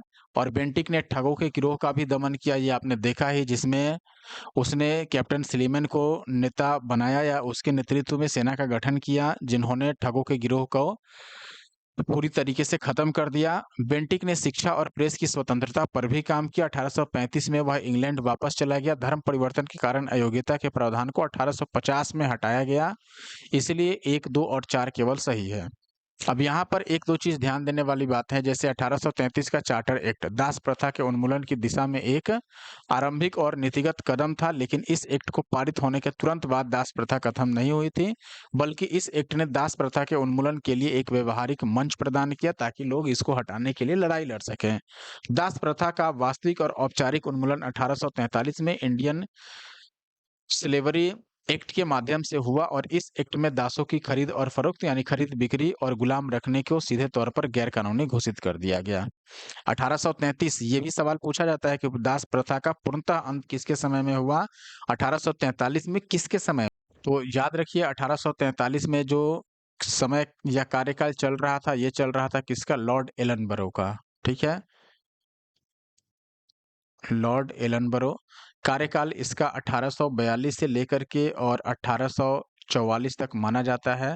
इसका एक और प्रमुख कार्य है, आप याद रख सकते हैं, इसके समय में रविवार की छुट्टी वाला केस हुआ था, यानी रविवार की छुट्टी इसी के समय में प्रारंभ हुई थी, रविवार की छुट्टी। अब आगे बढ़ते हैं हम। अगला सवाल है सती प्रथा को गैर कानूनी किसने किया? विलियम बेंटिक ने 1829 में बंगाल में।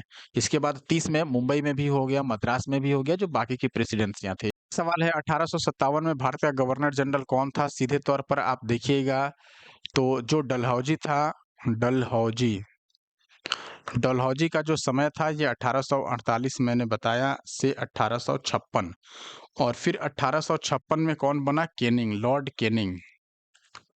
कैनिंग 1856 से 62 तक रहा। हालांकि 1857 की लड़ाई के बाद जब 1858 का भारत शासन अधिनियम आया तो उसके बाद भारत का गवर्नर जनरल पद हटा के और भारत का वायसराय कर दिया गया और लॉर्ड कैनिंग ही पहला वायसराय भी बना और ये अंतिम गवर्नर जनरल भी भारत का कहलाएगा, लॉर्ड कैनिंग। तो ऑप्शन सी सही है। आप देखिएगा 1857 के विद्रोह के समय भारत का गवर्नर जनरल लॉर्ड कैनिंग था। 56 से 58 तक ये गवर्नर जनरल रहा। देखिए यहाँ पर आप सोचेंगे कि मैंने 62 बताया कि 1856 से 62 तक रहा, लेकिन यहाँ 58 लिखा गया है। तो भारत के गवर्नर जनरल के तौर पर लॉर्ड कैनिंग को 56 से 58 तक रखा गया था। फिर 58 में भारत शासन अधिनियम जब आया तो लॉर्ड कैनिंग को कंपनी द्वारा नियुक्त अंतिम गवर्नर जनरल माना गया और फिर इसको भारत का पहला वायसराय माना जाने लगा 1858 से और 62 तक ये वायसराय के तौर पर काम किया। तो ये आप याद रखिएगा। अगला सवाल है आपके पास, अफगानिस्तान के प्रति आक्रामक नीति किस वायसराय ने अपनाई थी? आक्रामक का मतलब बिल्कुल क्रूर। लॉर्ड मेयो ने, लिटन ने, डफरिन ने, केनिंग ने या इनमें से कोई नहीं या एक से अधिक? सही उत्तर है दोस्तों lord Lytton. Option B is the answer. आप देखिएगा 1876 का समय, इसमें लॉर्ड लिटन के वायसराय बनकर आने पर अफगानिस्तान के प्रति अपनाई गई नीति में काफी परिवर्तन किया गया। कुशल अकर्मण्यता की नीति के स्थान पर अग्रगामी नीति का अनुसरण किया जाने लगा। अब देखिए पहले जो नीति थी या पहले के जो वायसराय थे उसने उन्होंने क्या नीति अपनाई? वो नीति अपनाते थे कुशल अकर्मण्यता, यानी कि बीच में हस्तक्षेप न करना। अफ़गान के साथ जो रूस अफ़गान के रास्ते आना चाहता था या अफ़गान में पहुँचना चाहता था अफ़गानिस्तान में, उस पर ये लोग दूर से बस स्थिति को ऑब्ज़र्व करते थे, जाकर डायरेक्ट हस्तक्षेप नहीं करते थे। लेकिन लॉर्ड लिटन के समय में अग्रगामी यानी फॉरवर्ड पॉलिसी अपनाई जाने लगी। लॉर्ड लिटन के समय से डायरेक्ट ये लोग हस्तक्षेप करने लगे, रूस को आने से रोकने लगे अफ़गानिस्तान में। कारण कि अगर अफ़गानिस्तान के साथ रूस की दोस्ती हो जाती या किसी तरह की संधि हो जाती तो रूस अफ़गानिस्तान के रास्ते भारत आ जाता। फिर भारत में अब अंग्रेज़ों की प्रतिस्पर्धा बढ़ जाती रूस के साथ में, तो दिक्कत होती इनके लिए, इनका एक अधिकार छिन जाता, ये हो सकता है उनसे लड़ाई लड़ना, ये वो बहुत तरह का बात हो जाता। ये सब सोच करके इन्होंने या लॉर्ड लिटन ने सोचा कि अब वो दिन नहीं रहा जब हम इनके साथ में या अफ़गानिस्तान पर बस ऑब्ज़र्व करते थे, लड़ाई नहीं करते थे या डायरेक्ट हस्तक्षेप नहीं करते थे। अब फॉरवर्ड पॉलिसी अपनाओ, जैसे ही कोई समस्या दिखता है तुरंत जाकर अटैक करो। अब देखिए 13वां सवाल है, लॉर्ड लिटन निम्नलिखित में से किससे संबंधित नहीं है? स्ट्रेची कमीशन से या शस्त्र अधिनियम से, वर्नाक्यूलर प्रेस एक्ट से या इल्बर्ट बिल से? देखिए वर्नाक्यूलर प्रेस एक्ट जो है ये तो लॉर्ड लिटन के समय में ही 1878 में पारित हुआ। लॉर्ड लिटन का कार्यकाल भी पहले आप याद रखिए तब जाके ये सब होगा। मात्र 2 ही साल 1878 से लेकर के और 1880 2 से 3 सालों में पूरा एकदम बहुत सारा काम किया इन्होंने। वर्नाक्यूलर प्रेस एक्ट पारित हो गया और इसको कई बार गलाघोट अधिनियम भी कहा जाता है वर्नाक्यूलर प्रेस एक्ट, क्योंकि इसमें क्या हुआ था ऐसे थे। अब समझिए कि अब आप अगर प्रशासन के विरोध में कुछ लिखिएगा तो आपका प्रेस जब्त हो जाएगा, ऐसी कुछ व्यवस्था थी। तो 1878 में ये एक्ट आया तो लॉर्ड लिटन के समय में आया, तो इससे तो संबंधित था ही। स्ट्रेची कमीशन भी इसके समय में आया था, शस्त्र अधिनियम भी इसके समय में आया था। आर्म्स एक्ट जिसको कहा जाता है, इंडियन आर्म्स एक्ट, ये भी आप देखिएगा तो 1878 में ही आया था। इसमें था क्या कि भारतीय बिना लाइसेंस के कोई भी शस्त्र का व्यापार नहीं कर सकते हैं, तो व्यापार से उसके संबंधित था। तो देखिए अब जो संबंधित नहीं रहा इनसे वो कौन-सा रहा, इल्बर्ट बिल। इल्बर्ट बिल लाया कब गया था? ये 1883 में लाया गया था। 1883 में किसका शासन था? रिपन का, लॉर्ड रिपन का। लॉर्ड रिपन का 1880 से 84 तक शासनकाल रहा, तो इल्बर्ट बिल उसी में आता है। इल्बर्ट बिल किससे संबंधित था? यह विधेयक आप समझिए तो भारतीय न्यायाधीशों को यूरोपीय के मुकदमा को सुनने के अधिकार से संबंधित था। पहले था कि जो यूरोपीय लोग थे, भारत से बाहर के लोग थे, उनके मुकदमा को भारतीय जो आप समझिए कि न्यायाधीश थे, जजेस थे, वो नहीं सुन सकते थे।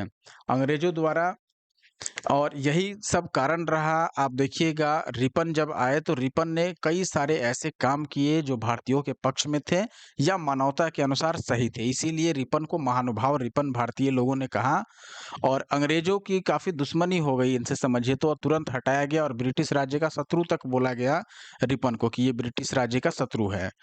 तो आप देखिएगा लॉर्ड लिटन इल्बर्ट बिल विवाद से संबंधित नहीं थे। Ilbert bill viceroy Lord ripper के कार्यकाल में पेश किया गया था। इस बिल में वरिष्ठ भारतीय न्यायाधीशों को यूरोपीय अपराधियों पर मुकदमा चलाने की अनुमति देने की मांग की गई थी, जबकि पहले ये सब नहीं था व्यवस्था। अब आगे बढ़ते हैं और आपको समय मिले तो लॉर्ड लिपन के बारे में ज़रूर पढ़िएगा, इन्होंने क्या-क्या काम किया या आपके पास कोई सब्जेक्टिव बुक वगैरह हो, तो आप लॉर्ड रिपन का काम ज़रूर पढ़िएगा। अगला सवाल है किस वायसराय ने भारत में औपनिवेशिक आर्थिक संरचना का विकेंद्रीकरण किया? मेयो ने, कर्जन ने, रिपन ने या उपयुक्त में से एक से अधिक? 17वीं बीपीएससी का सवाल है, री एग्जाम में पूछा गया था 2025 के जनवरी में। सही आंसर है दोस्तों मेयो, तो ऑप्शन ए यहाँ पर सही है। आप देखिएगा वायसराय लॉर्ड मेयो का शासनकाल 69 से 72 तक रहा। अपने शैक्षणिक, आर्थिक और प्रशासनिक सुधारों के लिए ये जाने जाते थे। मेयो द्वारा 14 सितंबर 1870 को एक संकल्प जारी किया गया। इस रिजोल्यूशन में सर्वप्रथम औपनिवेशिक आर्थिक संरचना का विकेंद्रीकरण की बात की गई तथा केंद्रीय और प्रांतीय वित्त के विभाजन की दिशा में पहला कदम उठाया गया। साथ ही सरकारों को कुछ स्वायत्तता देते हुए उन्हें जेल, शिक्षा और चिकित्सा इत्यादि सेवाओं पर केंद्रीय राजस्व से कुछ राशि भी दी गई कि आप इसके अब स्थानीय देखभाल कीजिए और अपने इच्छा अनुसार प्रशासन को चलाइए। ठीक है, स्वायत्तता यानी उनको कुछ अपनी शक्ति प्रदान की गई। अगला सवाल है किसने सिंध विजित कर उसका अधिकरण किया था? वेलिंगटन ने, स्लीमैन ने, नेपियर ने या लॉरेंस ने? सही उत्तर है दोस्तों नेपियर ने, यानी कि ऑप्शन सी। देखिए गवर्नर जनरल लॉर्ड एलनबरो, काल मैंने बताया था एलनबरो का 42 से 44, इसके दौरान 1843 में चार्ल्स नेपियर द्वारा सिंध को पूर्ण रूप से ब्रिटिश साम्राज्य में मिलाया गया। पी.ई. रॉबर्ट्स के अनुसार सिंध की विजय अफगान युद्ध जो कि 39 से 42 तक चली, इसके बाद और नैतिक और राजनीतिक रूप से उसका परिणाम था।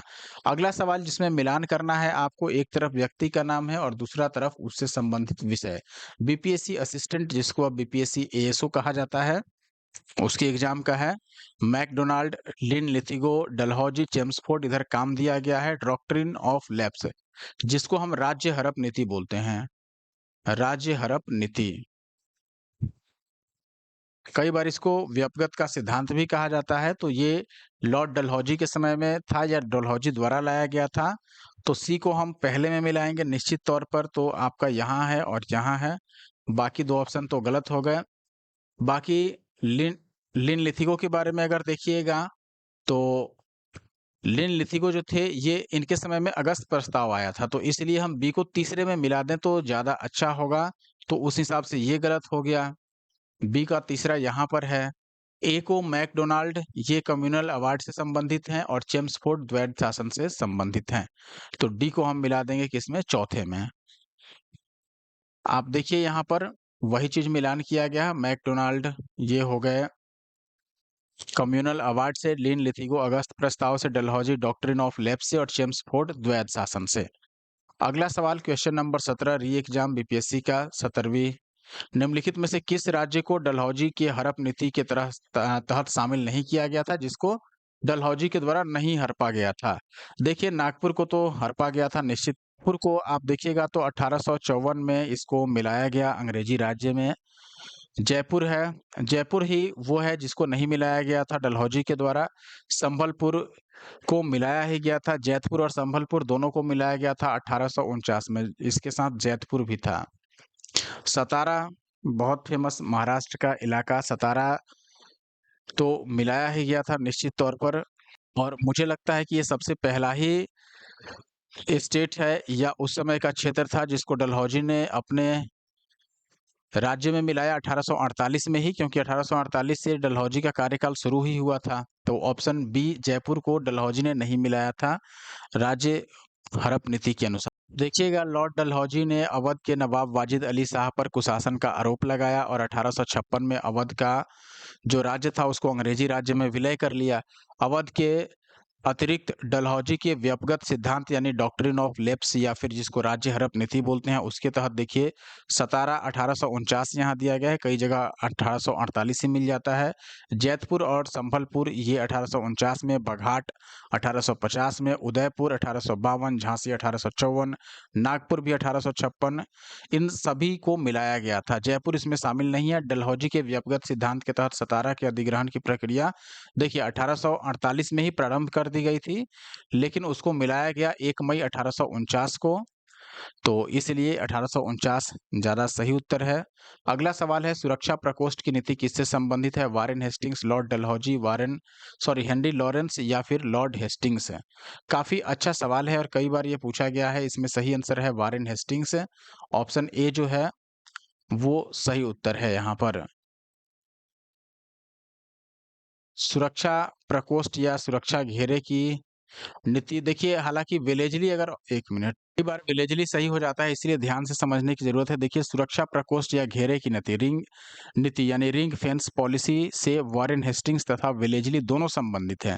लेकिन चूँकि हेस्टिंग्स का समय पहले था और पहले हेस्टिंग्स ने इस्तेमाल किया था, इसीलिए हेस्टिंग्स को आप देखिएगा पहले ऑप्शन में, तो यहाँ पर विलेजली ऑप्शन में नहीं था, इसीलिए हेस्टिंग्स सही हो गया। हालाँकि विलेजली से पहले ही हेस्टिंग्स का समय था। और आप देखिएगा एक बार एक्सप्लेनेशन पहले समझ लीजिए। वारेन हेस्टिंग्स ने मैसूर और मराठों के साथ जब युद्ध किया, उस समय अन्य भारतीय रियासतों के साथ बराबरी की पदवी प्राप्त करने की भावना से किया था ये। इस समय कंपनी ने अपने राज्य के चारों ओर मध्य राज्य यानी बफर स्टेट बनाने का प्रयत्न किया, यानी बीच में जो होगा वो कंपनी रहेगी, यानी कंपनी का इलाका रहेगा और अगल-बगल जो भी राज्य हैं, उनको अपने कब्जे में रखो, चाहे उनसे मैत्रीपूर्ण संबंध बना के रखो कि इनके ऊपर कोई बाहरी जो व्यक्ति है वो आक्रमण ना कर सके या कोई राजा आक्रमण ना कर सके। तो इसको बफर स्टेट यानी बीच में अपना इलाका रखना, ये प्रयत्न किया अंग्रेजों ने। इस उद्देश्य से केवल राज्य की रक्षा करना था, मतलब इसका मेन उद्देश्य था कि अपना जो इलाका है वो सुरक्षित रहे, अथवा ये भी आप कह सकते हैं कि अपने पड़ोसी पड़ोसी राज्यों की सीमाओं की रक्षा करो, यानी कि इनकी कब पहले सुरक्षा करो, अगर ये सुरक्षित रहेंगे तब तो यहाँ तक कोई और नहीं पहुँचेगा। अगर कोई आया इसको बम से फोड़ दिया तब तो सीधे कंपनी के पास पहुँचेगा। तो इसीलिए ये मानते थे कि पहले पड़ोसी राज्यों की सीमाओं की रक्षा करो ताकि अपनी सीमाएँ सुरक्षित रहे। उस समय भय मुख्यतः अफ़गानों और मराठों से था अंग्रेजों को, दोनों से ही इनको डर था। लेकिन देखिएगा कंपनी ने अवध की रक्षा व्यवस्था के कार्य को इस शर्त पर सँभाला कि अवध का नवाब उस व्यय का बोझ उठाए, यानी अवध की रक्षा करेंगे अगर या किसी राज्य की रक्षा करेंगे तो उसके लिए जो खर्च लगेगा, जो सैनिक लगेंगे, उनका वेतन जो होगा वो सब अवध को या फिर जिस राज्य की रक्षा के लिए लगाया जा रहा है उसको देना होगा। और देखिएगा विलेजली के आने से कंपनी के भारतीय रियासतों के साथ संबंधों में परिवर्तन आया। विलेजली का उद्देश्य भारतीय रियासतों को अपनी रक्षार्थ कंपनी पर निर्भर करने के लिए बाध्य करना था, यानी कि इसने बाध्य कर दिया कि जो भी अब भारतीय रियासतें हैं, जो राजा थे या जो भी उस समय का ऐसा कोई सत्ताधारी व्यक्ति था, उसको अपने राज्य की रक्षा कराने के लिए अंग्रेजों की संरक्षण लेनी पड़ती थी, यानी अंग्रेजी सेना रखना पड़ेगा। और सेना जबरदस्ती ये लोग रखवाते भी थे और सेना को रखने के लिए पैसा भी लेते थे। दोनों काम करते थे। तो उसने भारतीय रियासतों को अंग्रेजी राजनीति शक्ति और सैनिक रक्षा के घेरे में लाने का प्रयत्न किया, जिसको घेरे की नीति कहा जाता है। अब अगला सवाल इसी से संबंधित है। लॉर्ड वेलेज़ली की सहायक संधि को स्वीकार करने वाला पहला मराठा सरदार कौन था? तो आप देखिएगा ऑप्शन है आपके पास पेशवा बाजीराव द्वितीय या रघुजी भोसले या दौलत राव सिंधिया या फिर उपयुक्त में से कोई नहीं। सही उत्तर है दोस्तों पेशवा बाजीराव द्वितीय। देखिएगा दोस्तों दौलत राव सिंधिया और जसवंत होलकर दोनों पूना में अपने को सर्वश्रेष्ठ प्रदर्शित करना चाहते थे, पूना पर कब्जा करना चाहते थे। बाजीराव द्वितीय सिंधिया का साथ दे रहा था। उसने 1801 में देखिएगा जसवंत के भाई की हत्या कर दी। परिणाम स्वरूप जसवंत होलकर की सेना ने पूना पर आक्रमण कर पेशवा और सिंधिया दोनों की सेना को परास्त कर दिया। बाजीराव द्वितीय अब भागा और भागे तो भागे कहाँ, बसीन में भागा और 31 दिसंबर 1802 याद रखिएगा, बहुत इंपॉर्टेंट है। 31 दिसंबर 1802 को अंग्रेजों के साथ बसीन की संधि कर ली। यानी मराठा और अंग्रेजों के बीच में ये संधि हुई, बसीन की संधि 31 दिसंबर 1802 को। इस संधि के अनुसार जो पेशवा बाजीराव, इसने अंग्रेजों की संरक्षकता को स्वीकार किया कि ठीक है अब मैं आपके संरक्षण में रहूंगा, और इस संधि को मराठों द्वारा अंग्रेजों के साथ की गई पहली सहायक संधि की संख्या दी गई है। और इसके बाद से मराठों से भी डर उनका हट गया अंग्रेजों का, और समझिए ये आपस में लड़ने का फायदा उन्होंने उठा लिया अंग्रेजों ने। अगला सवाल है क्वेश्चन नंबर 20, लॉर्ड मेयो के 1870 के संकल्प के बारे में आपको बताना है कौन सा कथन सही है। ऑप्शन है आपके पास केंद्रीय और प्रांतीय वित्त को विभाजित करने वाला यह पहला कदम था, बिल्कुल सही है। दूसरा, प्रांतीय सरकारों को कुछ सेवाएं और प्रशस्ति करने का अधिकार दिया गया, बिल्कुल। प्रशासन करने का हमने देखा, कुछ स्वायत्त सेवाएं दी गई, जैसे आसपास के इलाका में शिक्षा से संबंधित सुधार करें, कुछ वित्तीय सहायता भी दिया गया, तो ये भी सही है। इसने मौजूदा असमानता को सुधारने का प्रयास किया, बिल्कुल। मेयो के समय में ये हुआ था जो संकल्प मेयो ने 1870 में जारी किया था। और चौथा है, इसने प्रांतों की वास्तविक आवश्यकताओं पर ध्यान केंद्रित किया, बिल्कुल किया, तभी तो इसने केंद्रीय और प्रांतीय वित्त को विभाजित किया। और जो प्रांतीय यानी जो लोकल उस समय गवर्निंग बॉडी थी, उसको कुछ सेवाएं और शक्ति दी कि आप इस तरह के अब काम कर सकते हैं, शिक्षा से संबंधित काम कर सकते हैं, या शिक्षा के अलावा जेल, चिकित्सा, मेडिकल से संबंधित काम कर सकते हैं। तो ये सब आप समझिए कि इसीलिए प्रोवाइड कराया गया, क्योंकि वास्तविक ध्यान आवश्यकता जो था, जो लोकल स्तर पर वास्तविक आवश्यकताएं थी, उस पर ध्यान केंद्रित किया इन्होंने। तो निश्चित तौर पर यहाँ चारों सही है, ऑप्शन ए को हम मानेंगे। और आप देखिएगा यहाँ वायसराय लॉर्ड मेयो का शासनकाल जो 1869 से 72 तक रहा, उसके शैक्षणिक प्रशासनिक सुधारों के लिए याद किया जाता है उसको। उसने प्रशासन में सुधार के लिए प्रत्येक अलग-अलग प्रशासन से पत्राचार के उपरांत 14 दिसंबर 1870 को एक संकल्प जारी किया। सब जगह से पहले ये पता कर लिया कि क्या समस्या है, ठीक है? उसके बाद पत्र जारी किया गया, संकल्प जारी किया गया एक, जिसको मेयो रिज़ोल्यूशन या प्रांतीय सरकारों का चार्टर कहा जाता है। इसमें केंद्रीय और प्रांतीय वित्त को विभाजित करने की दिशा में पहला कदम उठाया गया, और साथ ही प्रांतीय सरकारों को कुछ स्वायत्तता देते हुए उन्हें जेल, शिक्षा और चिकित्सा आदि सेवाओं के लिए केंद्रीय राजस्व से कुछ राशि भी दी गई।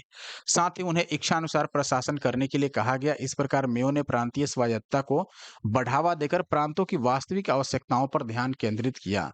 आप देखिएगा दोस्तों 1871 में मेयो की ने वित्तीय विकेंद्रीकरण पर ध्यान दिया, ब्रिटिश साम्राज्य की उन वित्तीय समस्याओं को संतुलित करने का प्रयास किया जो लगातार घाटे की स्थिति में थी।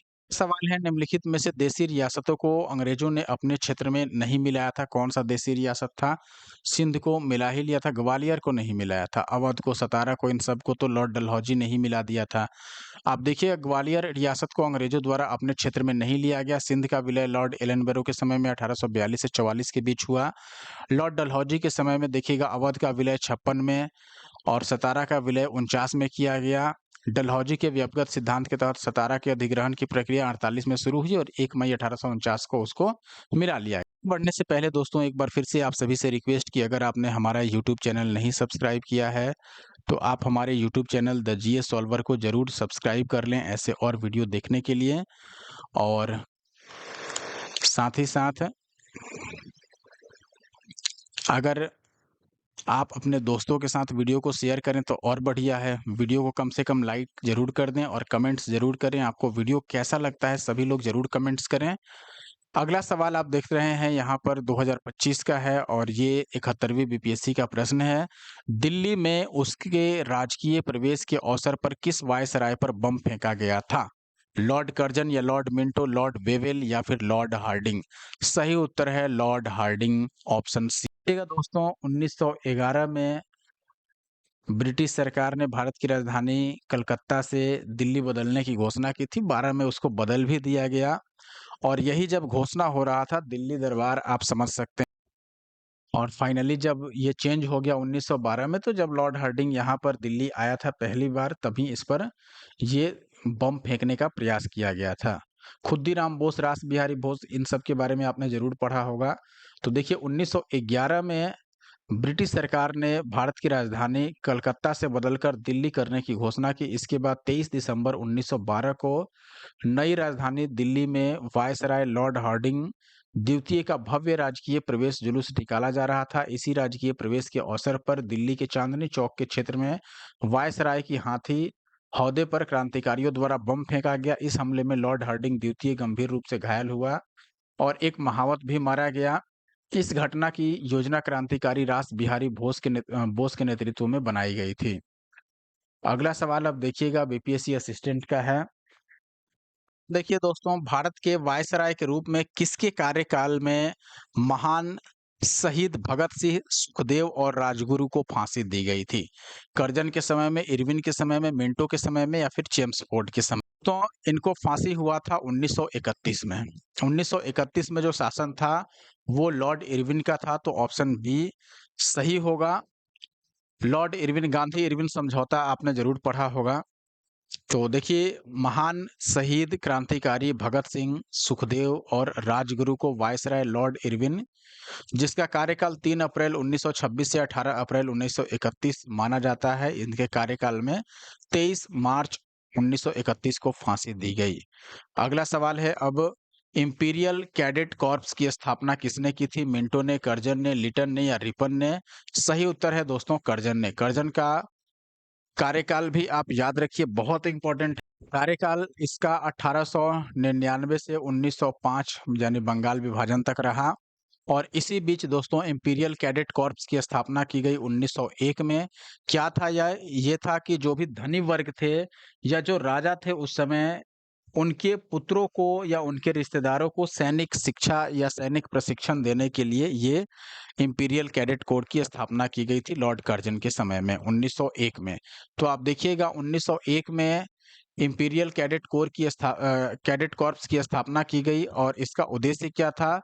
देशीय नरेशों यानी जो देशी रियासतें थी या जो देशी राजा थे, उनके राजकुमार, उनके सामंतों के पुत्रों के लिए सैनिक शिक्षा का प्रबंध करना, और ये लॉर्ड कर्जन के समय में। अगला सवाल है, किसने स्वतंत्र भारत के प्रथम प्रधानमंत्री जवाहरलाल नेहरू का साहस और दूरदर्शिता के एक उत्कृष्ट नेता के रूप में अभिवादन किया? मौलाना अबुल कलाम आजाद ने या लॉर्ड माउंटबेटन ने या सरदार पटेल ने, क्लीमेंट एटली ने या इनमें से कोई नहीं?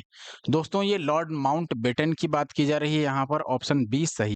आप देखिएगा, लॉर्ड माउंटबेटन ने सर्वप्रथम भारत के प्रथम प्रधानमंत्री जवाहरलाल नेहरू का साहस और दूरदर्शिता के एक उत्कृष्ट नेता के रूप में अभिवादन किया था। अगला सवाल है अब आपके पास, निम्न में से किस वायसराय के कार्यकाल में भारतीयों को राय बहादुर और खान बहादुर उपाधियां प्रदान की गई या ये प्रदान करना स्टार्ट किया गया? ऑप्शन है lord Ripon, Lytton, Mayo, Dufferin या इनमें से कोई नहीं है, एक से। अब देखिएगा, लॉर्ड रिपन, हालांकि अब राय बहादुर और खान बहादुर उपाधि कब देना शुरू किया गया? देखिए, जब 1857 की क्रांति हुई तो इस क्रांति को दबाने के लिए, जब ये खत्म हुआ तो अब भारतीय लोग तो काफी हद तक चिढ़े हुए थे अंग्रेजों से कि नहीं भाई अब आपका बात ही नहीं सुनेंगे। तो भारतीयों में जो धनी वर्ग था, जो पढ़ा लिखा वर्ग था, उसको अपने तरफ आकर्षित करने के लिए उनको खान बहादुर, राय बहादुर और इस तरह के कई सारे छोटे मोटे उपाधियां देना शुरू किया अंग्रेजों ने कि भाई कुछ-कुछ उपाधि देकर इनको अपने में मिलाओ। तो उस समय उपाधि ये प्रारंभ किया गया था 1857 की क्रांति के बाद। और ये काल किसका था दोस्तों? ये था लॉर्ड कैनिंग का समय, लॉर्ड कैनिंग। तो निश्चित तौर पर यहाँ पर ऑप्शन ई को फिर सही माना जाएगा, इनमें से कोई नहीं। आप देखिएगा, 1857 के विद्रोह के समय अंग्रेजों की सहायता करने वाले देशी शासक जो थे खासकर जो इन्होंने अंग्रेजों की सहायता की, उनकी यहाँ पर बात की जा रही है। जो जमींदार थे या जो देसी शासक थे, जिन्होंने अंग्रेजों को सहायता प्रदान किया था 1857 की क्रांति में, उनको अपना विश्वास पात्र बनाने के लिए ये सब उपाधियाँ, खिलअत, भूमि अनुदान, ऋण माफी इत्यादि सुविधाएं अंग्रेजों ने दिया था। इनमें हिंदुओं को दी जाने वाली प्रमुख उपाधि राय बहादुर थी और मुस्लिमों और पारसियों को दी जाने वाली जो उपाधि थी वो खान बहादुर थी। ये 1859-60 से इन उपाधियों को दिए जाने के साक्ष्य मिलते हैं। अगला सवाल है अब यहाँ पर प्रथम भारतीय जिन्होंने स्वाधीन भारत में गवर्नर जनरल का पदभार ग्रहण किया था, यानी कि जो पहली बार भारत के गवर्नर जनरल बने थे और वो भारतीय व्यक्ति थे। ये कौन से ऐसे भारतीय हैं? तो ये हैं सी राजगोपालाचारी। याद रखिएगा, ये पहले भारतीय व्यक्ति हैं जो भारत में गवर्नर जनरल बने। हालाँकि आखिरी भी आप इन्हीं को कह सकते हैं, क्योंकि इसके बाद देखिएगा तो भारत आज़ाद हुआ और उसके बाद से जब भारत का संविधान लागू हुआ तो ये सब सिस्टम, गवर्नर जनरल वाला सिस्टम खत्म हो गया।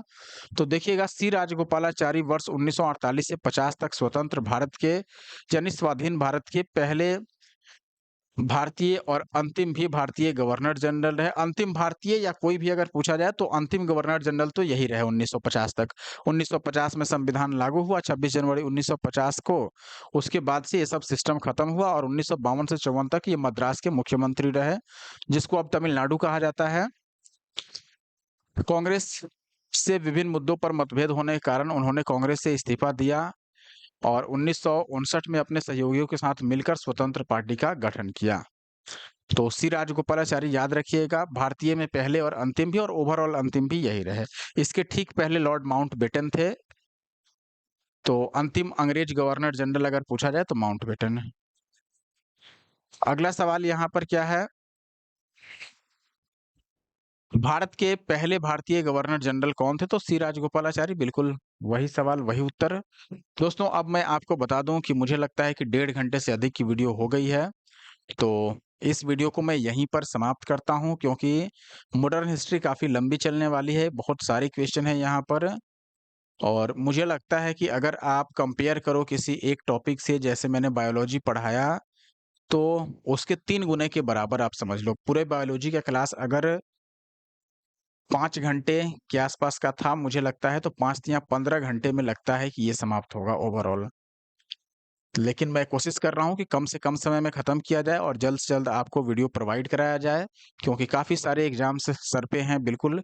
तो रिवीजन करते रहिए और जो भी आपने पहले पढ़ा है उसका रिवीजन ज़रूर करके जाइए। करंट अफ़ेयर पर भी साथ में ध्यान दीजिए अगर आप करंट अफ़ेयर की वीडियो चाहते हैं।